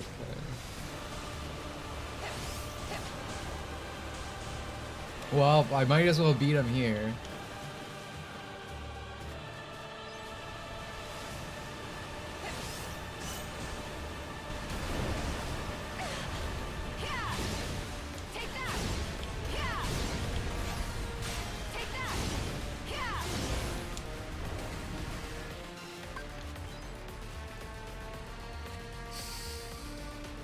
Did you see the new Digimon game? I mean, I saw it in trailers and stuff. I'm curious about it. I'm not really on a Digimon kick right now. If you ask me, like, I don't know, like a, dude, come on, please die, come on. Thank you. I don't know, like last year I was super into Digimon again for a while. I was watching all the animes. I watched through Tamers again. Fucking love Tamers. I was playing the not Persona RPG series that they have. I was playing a little world.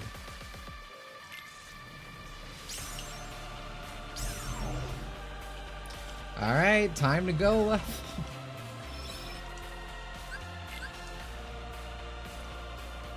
New Digimon game looks better than the new Pokemon game. Oh, that's not a high bar. You essentially said nothing. I'm looking forward to it personally. I've yet to watch anything past Tamers. Everyone always tells me this, the Digimon anime where they turn into the Digimon is like, oh dude, it's so good.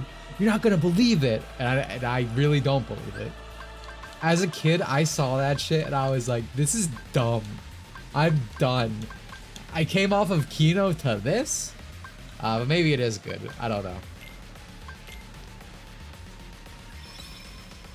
Yeah, Frontier is the one. Oh my god, dude, I just realized. Because I have to level them this way, I can't use... That's fine. The first Mega Flare should be enough, right? You clear out a bunch.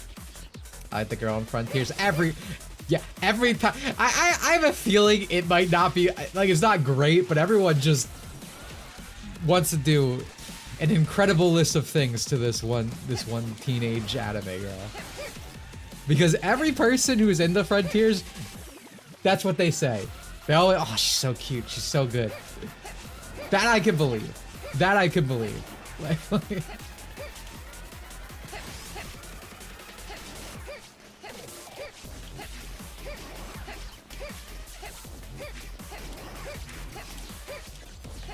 never forgiving Pokemon Company. You really shouldn't. Alright, I have to get hurt. That's right. Yeah, I never watched anything past that. I never watched anything past Tamers either. I kind of wanted to. Like, that was kind of the plan when I had my Digimon kick, but, I'll be honest, I was going through Adventure. That shit does not hit. It kind of killed my interest a bit. Because I watched Tamers first, because Tamers is the one I really wanted to watch again. I was like, oh, let's go back to Adventures, and I was like, wow, this is, okay.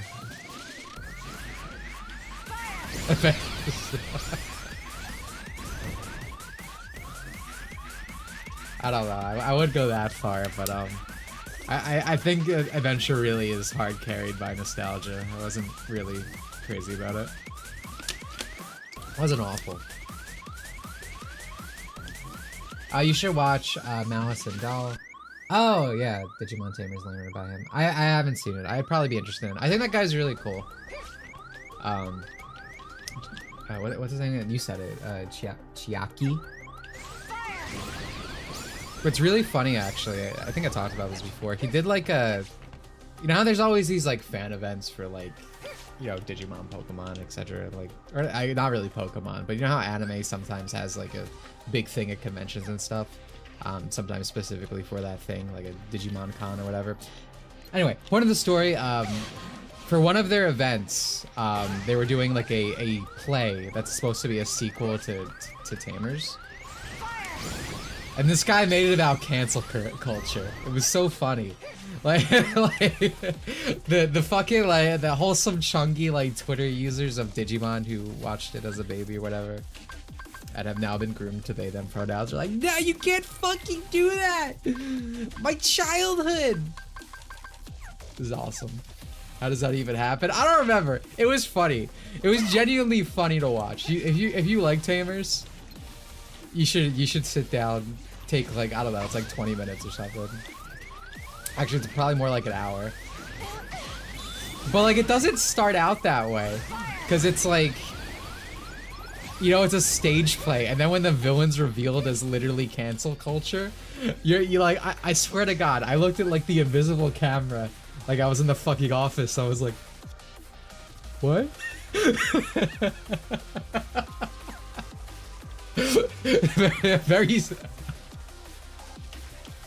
Subtlety is for cowards. But yeah, you should. You should. If you have any interest, you should give it a try. It's pretty funny.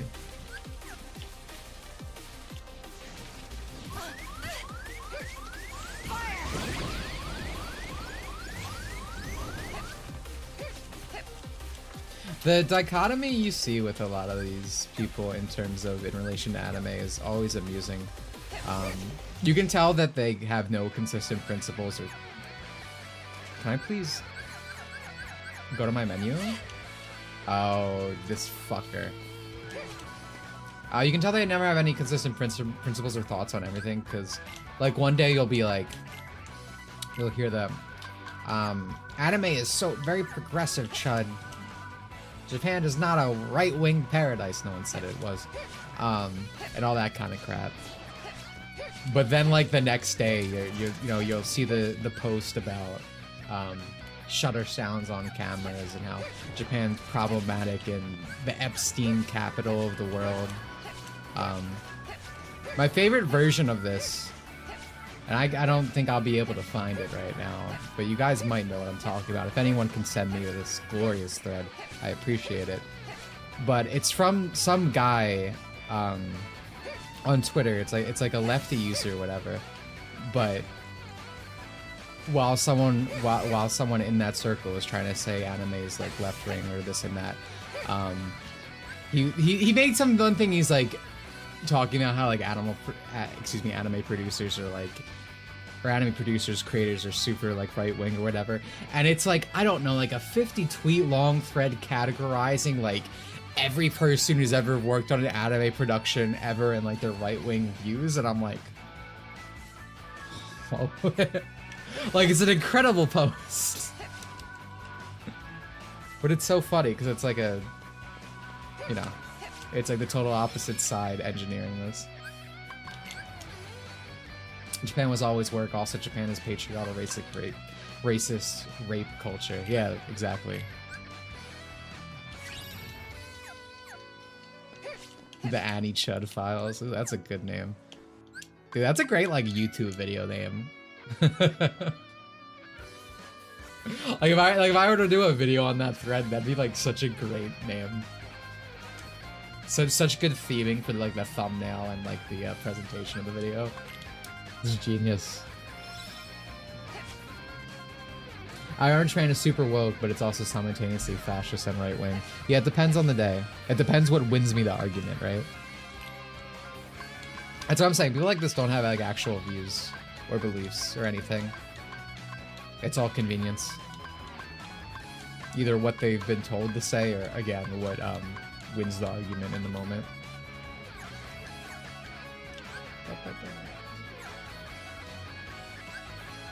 Alright, hopefully this time things will go correctly. Let's see. Depends on the hour, the minute, might even be the second, let's be honest. I've seen people flip-flop mid-like conversation.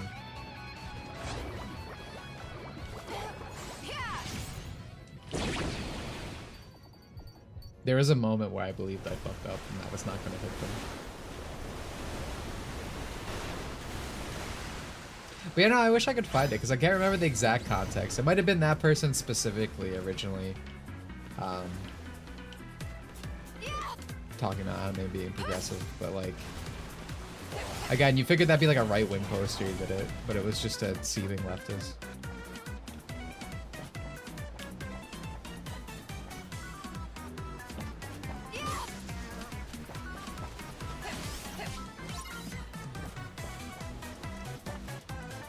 Oh shit, I didn't realize you could be unconscious this way. Fuck me.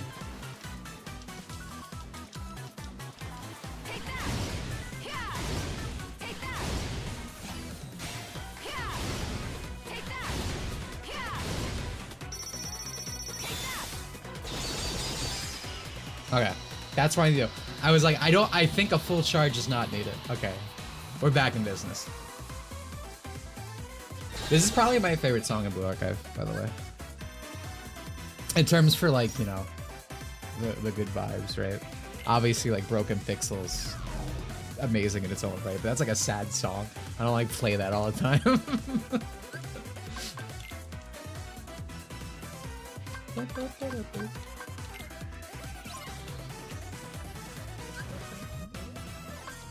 Milliseconds sometimes. Is there a change for an American to talk about right-wing views of Japanese people? Yeah, as if Japanese sociopolitics exist in our sociopolitical context. Yeah, exactly. That is another very good point. Like, people will say, like, you know, X or Y is a leftist, and, like, within their own political sphere, that might be true, right? But, like, their views to American would be extremely right-wing because of... People are insane here. But to be fair to that thread, like, it was presenting the ideas, you know, that would be, as, you know, as some... because it was actually explaining the ideas. It was stuff that would be considered right-wings by Americans.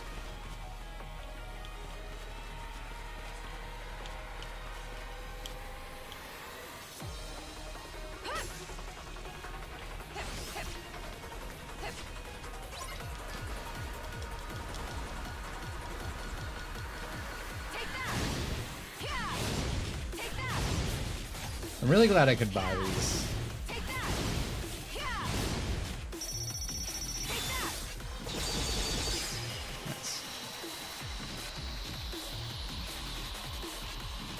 I think it's really telling that every stream, including the next one, and like the, you know, the past 5, I've had to open up with grinding, right? Granted, maybe I can hit 9. What am I at? I can't tell. Can I tell if I talk to you? Maybe I might be able to just finish it off right now before we end, honestly. 6,247. Because I don't think I spent any.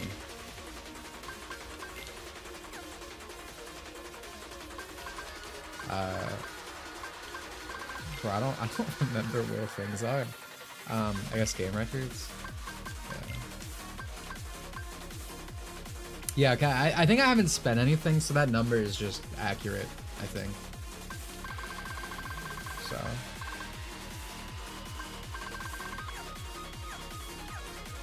Maybe I'll do it because, like, so next stream I can just be like, I am fighting the super boss. You know? I'm running out of, like, things to name these streams, dude. I hate that everything is political. People are so insufferable. I just want to enjoy shit and not talk about politics every day. Yeah, I mean, honestly, and especially the worst part about those people is, like, when they say everything is political, they really just mean everything has to agree with me at all times or I'll have a panic attack, right? Because, like, if something doesn't agree with their politics, they'll either say it's, oh, it's actually supposed to be making fun of you, or like, no, this isn't political, X and Y, you know?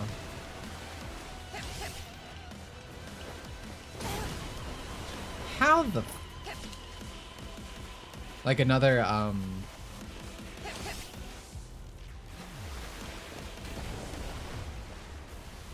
slice of that.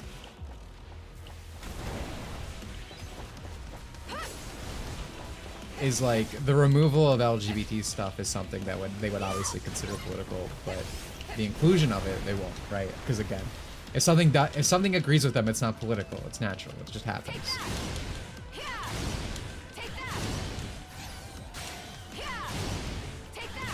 Most things, when you look at most things in this like sphere of discussion, they're evidently all like tools just to make you shut the fuck up, right? That's why people do the, oh, you're cringe for caring about X and Y type thing. But you don't actually believe that because they clearly care enough to be involved in the discussion. It's just, fuck you. You can't have that opinion. Get out. Pick an anime, and if they like it, it's okay. But if we like it, it makes you diddy blood. Yeah. Yeah, I think that's what we'll do. We'll finish off the medals today. And maybe next stream, I really will be at the end.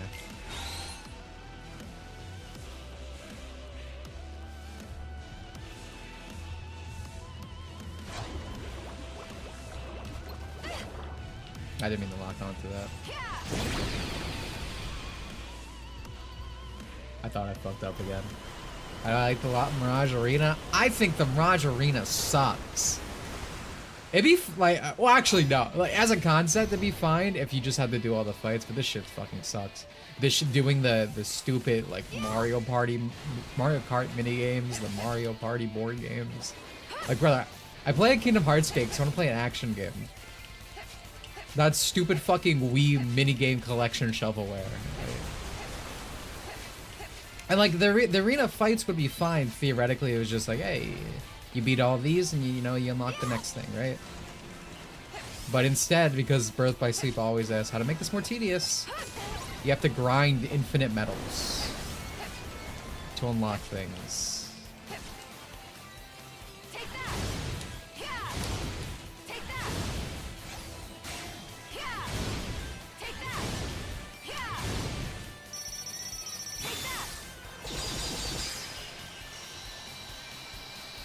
Little Mermaid World Cage 2. You mean the thing no one likes?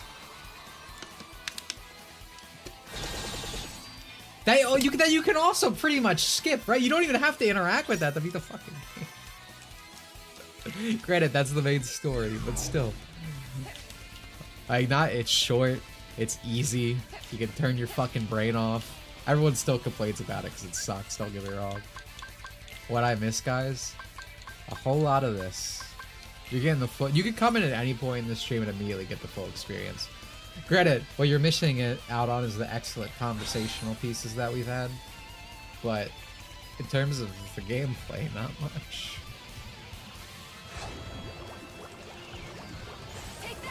The King of Dad walks in moments. That's pretty funny.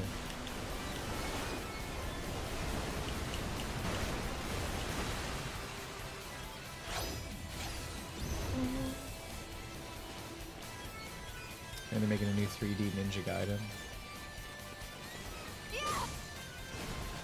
They're making everything these days. I feel like we knew about that. Am I crazy?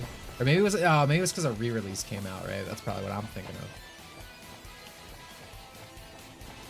That was good though, right? People like that. I could be wrong though. I've never ninja'd a Gaiden in my life.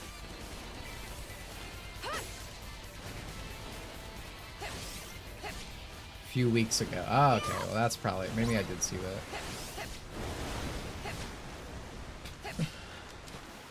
that. Okay, yeah, they did a re-release. People like the re-release, right? It seemed good from an outside perspective. It wasn't censored to hell, to my understanding, which is, you know, low standard at this point, but... Hey, doing better than the rest. Poo mini games in KH1 were ass, but at least it was skippable ass. All the poo mini games in KH1 are actually dog shit, like really bad. 2 they're bearable, 2 they're in and out. But oh fuck, KH1's bad. I like the poo mini games. You also like the fucking Mysterious Figure X fight and Julius from Dream Drop Distance. You don't, your opinion does not matter. Alright? Hey, shut up. We don't treat your kind nicely around here. I'm skeptical about Ninja Gaiden 4 getting the Nero treatment. Oh wait, okay, you're worried about a new protagonist? Yeah, dude, it's really bad. So I like Nero, DMC, but I don't want him to like take over Dante, right? Like if you announce a new DMC game and it's about him and not Dante, I'm probably gonna check out a bit. I want my guy, right? I'm not saying I definitely won't play it, but that's immediately a mark against you, for me. I hate this shit. I hate passing the torch. Passing the torch is always fucking ass.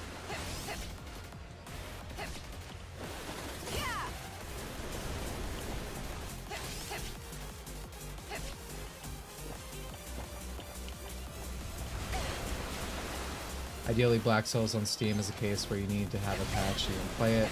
Would be a huge gatekeeping W. I was discussing this earlier on stream. There's layers to this, right? Like, I've seen people super doom posting, because I posted it all earlier as a stupid fucking VTuber. Because God knows if VTuber means fuck shit. And funny enough, it was that one apparent femboy one that people have tried to show in this chat before, to no success for all these reasons. Anyway, they were like, dude, why the fuck did this happen? It's so over. And this mentality towards gatekeeping, like, that just never works. There has never in existence been something that was gatekept by like wallowing in a corner and hiding. Some fucking YouTuber is going to find it. They're gonna make a fucking eye patch whoop deep voice video on how deep and challenging and subversive it is. It's gonna fucking happen. All right. The only time you actually gatekeep anything is by making the media Epstein blood video particles, right? Like with Blue Archive, right? Huge game series, but its community is a lot better than most because it has this certain association with it, because these people only care about fandom, right? Things are always gonna get popular. So like, the key to it is to just claim it. Make it yours. The problem with people is they're such fucking pussies, right? They're like, oh, these people are into it. I can't touch it. Dude, if you like it, claim it. Stake your claim. Again, I said it earlier. The lion rapes the dog. Be the lion, right? Don't wallow in your fucking misery. Pee on it. Clear territory. But the thing with so the black hole situation, broadly speaking, is weird because I feel like Steam in general is just allowing things on that I'm surprised by it. There is in fact another lolly rape game that went to Steam. I don't know its fucking name, but was talking about it with someone on Twitter because I basically, you know, when Black Souls came out, I was also shocked by it. I thought it was a fucking epic meme. I didn't think it was actually there. But anyway, so there's that, and then Blue Archive even surprises me. I'm like, why the hell would that go on Steam? Why wouldn't Nexon, you know, make their own launcher? So I have to wonder if someone at Valve is just being more welcoming towards otaku games and actually pushing it. Valve is always weirdly inconsistent. I really don't know. Because usually it's always in the hand of whoever is that chosen curator for the game if things get through. So again, that's why I okay, that's awesome. That's why I specifically said someone at Valve and not Valve as a whole.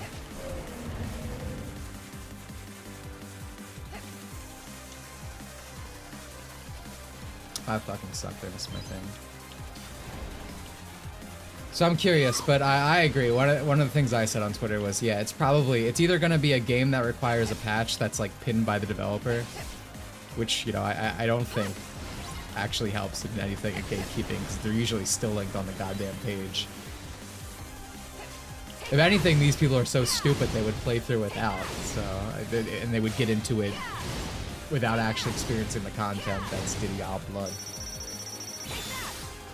Is Gabe our guy? Dude, Gabe's always been cool. He just always has like little mini adventures when he's not doing Steam shit. There was some fucking article I saw of him the other day. If I type in Gabe Newell, maybe I'll just see it because it was literally the other day.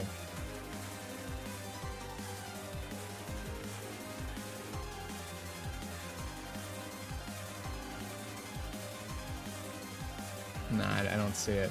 I don't know, something in his personal life. Like, I don't know, he was like, I'm gonna make, everything I'm about to say is made up. I don't know, he like scuba dived and found some ancient tomb. Like, it was something crazy. Like, something like that. And you're like, what? I wish I could find it.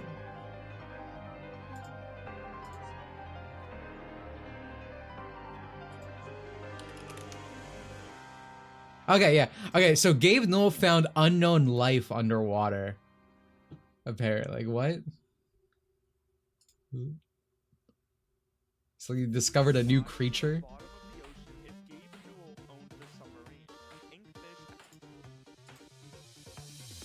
Gabe Newell, the mind behind Steam, is a folk game. He also has Inkfish Expeditions, a marine research company dedicated to exploring the deep ocean. Like, he's just cool, right? Like, this is the fucking human spirit, right? He just does cool things. So he has this, like, marine company, and they found, like, I don't know, some new underwater creature in one of their last expeditions.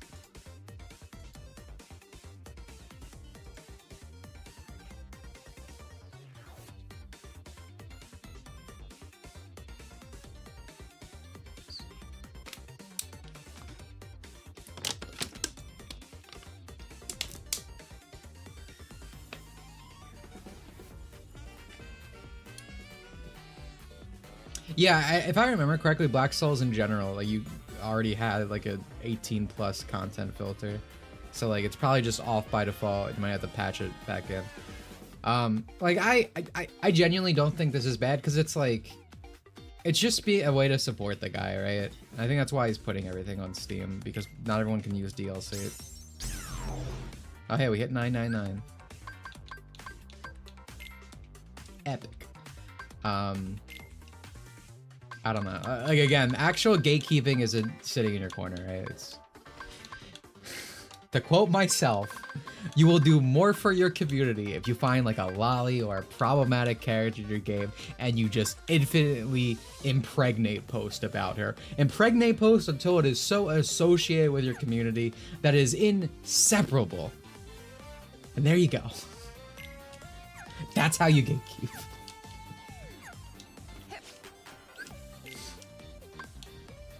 All right, yeah, there we go. Lights lessons. So is there any... So obviously we're not gonna do this right now. We're gonna do it next time. Is there anything else I'm gonna need to do outside of this, or is it just a straight shot? Can I do all the bosses now?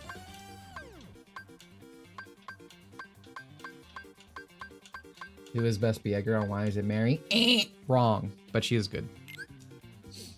Mary's really cute. Mary's a character I get autistic about. I wouldn't say she's even like top 5, but it's just because of the whole nun thing. When I see art or whatever of her that just is completely out of character, I'm like, she wouldn't say that. I get like upset. What's up? Oh, hey Austin, welcome to the end of the stream, bro. You missed some epic grinding of Aqua today, which is a sentence that makes it sound way more exciting than it is. Yeah, I guess it's a straight shot. What level do people fight Mysterious Figure X? Is this like a level 99 thing? Because on crit for KH2, I got a level 99. Should I be doing that? Like, because that seems like a fucking torturous expedition. I didn't fight him at level 99. You played this entire game with fucking Thunder Surge and Scad. I'm not doing that, alright?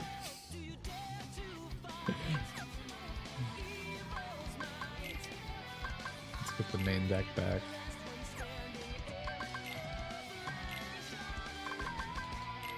Around level 50? Okay.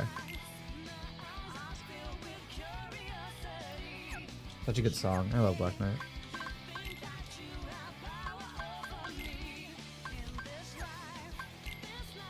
I love that Zoomers hate Black Knight for it being our game, by the way. Should code it. It's crazy. I didn't do that for the super bosses! You watch me do it! I'm sorry, Birth by Sleep puts me to sleep. There's a good chance I like passed out. Alright, but yeah, I guess I'll go to like level 50, level 55 for next stream. We'll start off just to get a few levels in. And then we'll finally fight all the super bosses, and we're done. We're done. We're actually done. There will be nothing left in this game. I legitimately will have it recorded. I will have 100%. Well, I don't know if I go 100%. I've done everything this game has to offer, and I never have to play it again. Like for real. No more Mario Party? Fuck, you can boot it up and play with yourself. Not with me. Birth by Sleep will be done. Yeah, my trip through hell will finally be over. Let me think, is there anything else to talk about? Probably not, right? Everything's pretty bog standard. Yeah, I think we have a normal schedule. There's nothing that's coming up right? There's no Nintendo Directs.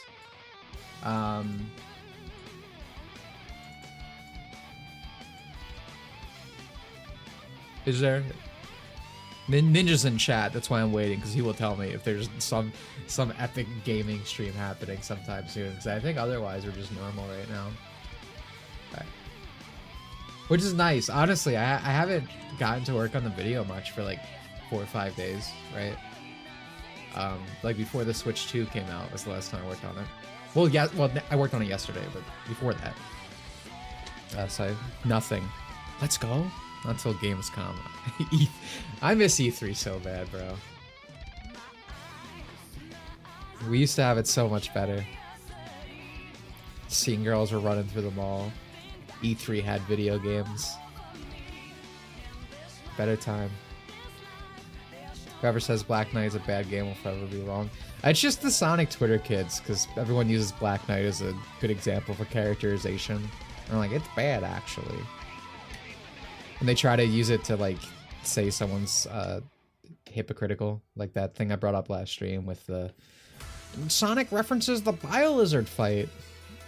Because these people, like, do not have enough brain cells to understand the, like, complexity of, like, a natural conversation flowing of, like, oh yeah, this is, like, you know, having some remembrance to something versus quote for quote bringing up something and awkwardly calling back when there's no reason to do that. Like, Sonic sees a balloon and he's like, huh, I bet these came from Spagonia. Like, okay, that's not... that's not a thing someone would say. Anyway, off topic. So yeah, streams are normal. Next stream will probably be Birth by Sleep. We'll probably finish up, get it done. I'm not really sure what's gonna happen after that. But we'll see. I don't know. Maybe I will stream Stellar Blade. Who knows? There is stuff coming out soon. We only have a few months till Sonic Racing comes out, for better or worse. We'll figure it out. I guess the Birth by Sleep marathon should continue, but we'll probably take another break. I could stream more Kid or Chris. Who knows? Either way, Wednesday streams will be back. As always, if you go on Patreon and become a member, you can join our members' game nights, which we play games. Specifically, Sonic Robokart for the past 3 months. It's been pretty entertaining. Some laughs have been had, some slurs have been said. Some epic moments have been taken. Thanks for the Rent-A-Cuck stream. Oh, dude, I didn't even talk about that. Not to really derail it to another conversation, but like I can't believe there were people like baffle posting because the protagonist for Rent-A-Girlfriend got cucked in the end. Ooh, shocker, right? Like it's a literal manga about like buying a prostitute. Wow, like what do you people expect? But yeah, that guy got cucked in the end, which is hilarious and expected. I don't know how anyone ever thought it was anything else. They cucked the readers of the cuck manga. Well, they get what they fucking deserve. I don't think you can not be a cuck or something relative to that and enjoy that shit. That shit is miserable. Like I was grossed out by that thing by its name alone. To Rent-A-Girlfriend, no thanks. But everything I've seen from it since is awful. Like I remember people posting some chapter where he's like drowning underwater, and as he's probably fucking dying, he's just picturing the girl with like some other dude. I'm like, what is this? Where I would say who is this for, but I know who it's for. Cuckolds, your destinies of the world. One Piece life of cuckolding. Yeah, exactly. I've never heard anything good about it. Apparently it's not over, just the arc has concluded. Well, I think it's just been a downward slope. It probably should end. How often does Robokart play? Member stream are always at the end of the month, usually. So this month it'll be the 28th. This one was on the 7th because we couldn't do it last month. Properly timed. But the next one's on the 28th. And usually we mix it up. Usually there's like a Mega Man 8-bit deathmatch between it, or Sonic Roboblast 2 proper, like the battle mode from that game. But people are bad at video games, and everyone's like, I can't play Mega Man, I suck. And everyone just sits in chat and talk while like me, Keto, and like Ninja fight for the crown. Like just the three of us. Usually there's like 5, but still. Everyone else just hangs out in chat, so I stopped running it. The only reason Battle hasn't been up is because I need to update a bunch of files and change the code. Because the base mod got updated a while ago, and I just haven't felt like updating that because I've been so focused on Robokart, a Robokart server.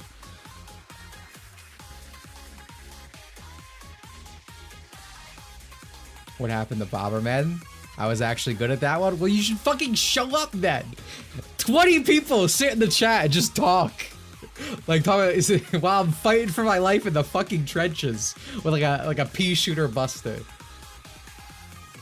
And there's like 4 people who actually fight, and everyone else is just like, oh, you guys want to talk about Marvel movies?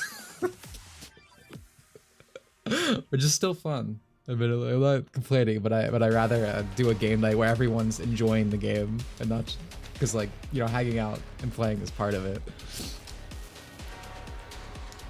The art's good. Yeah, I mean, I agree. To rent a girlfriend, like, it has good art. He could do something truly great, but instead, you know, he's a fucking cuckold.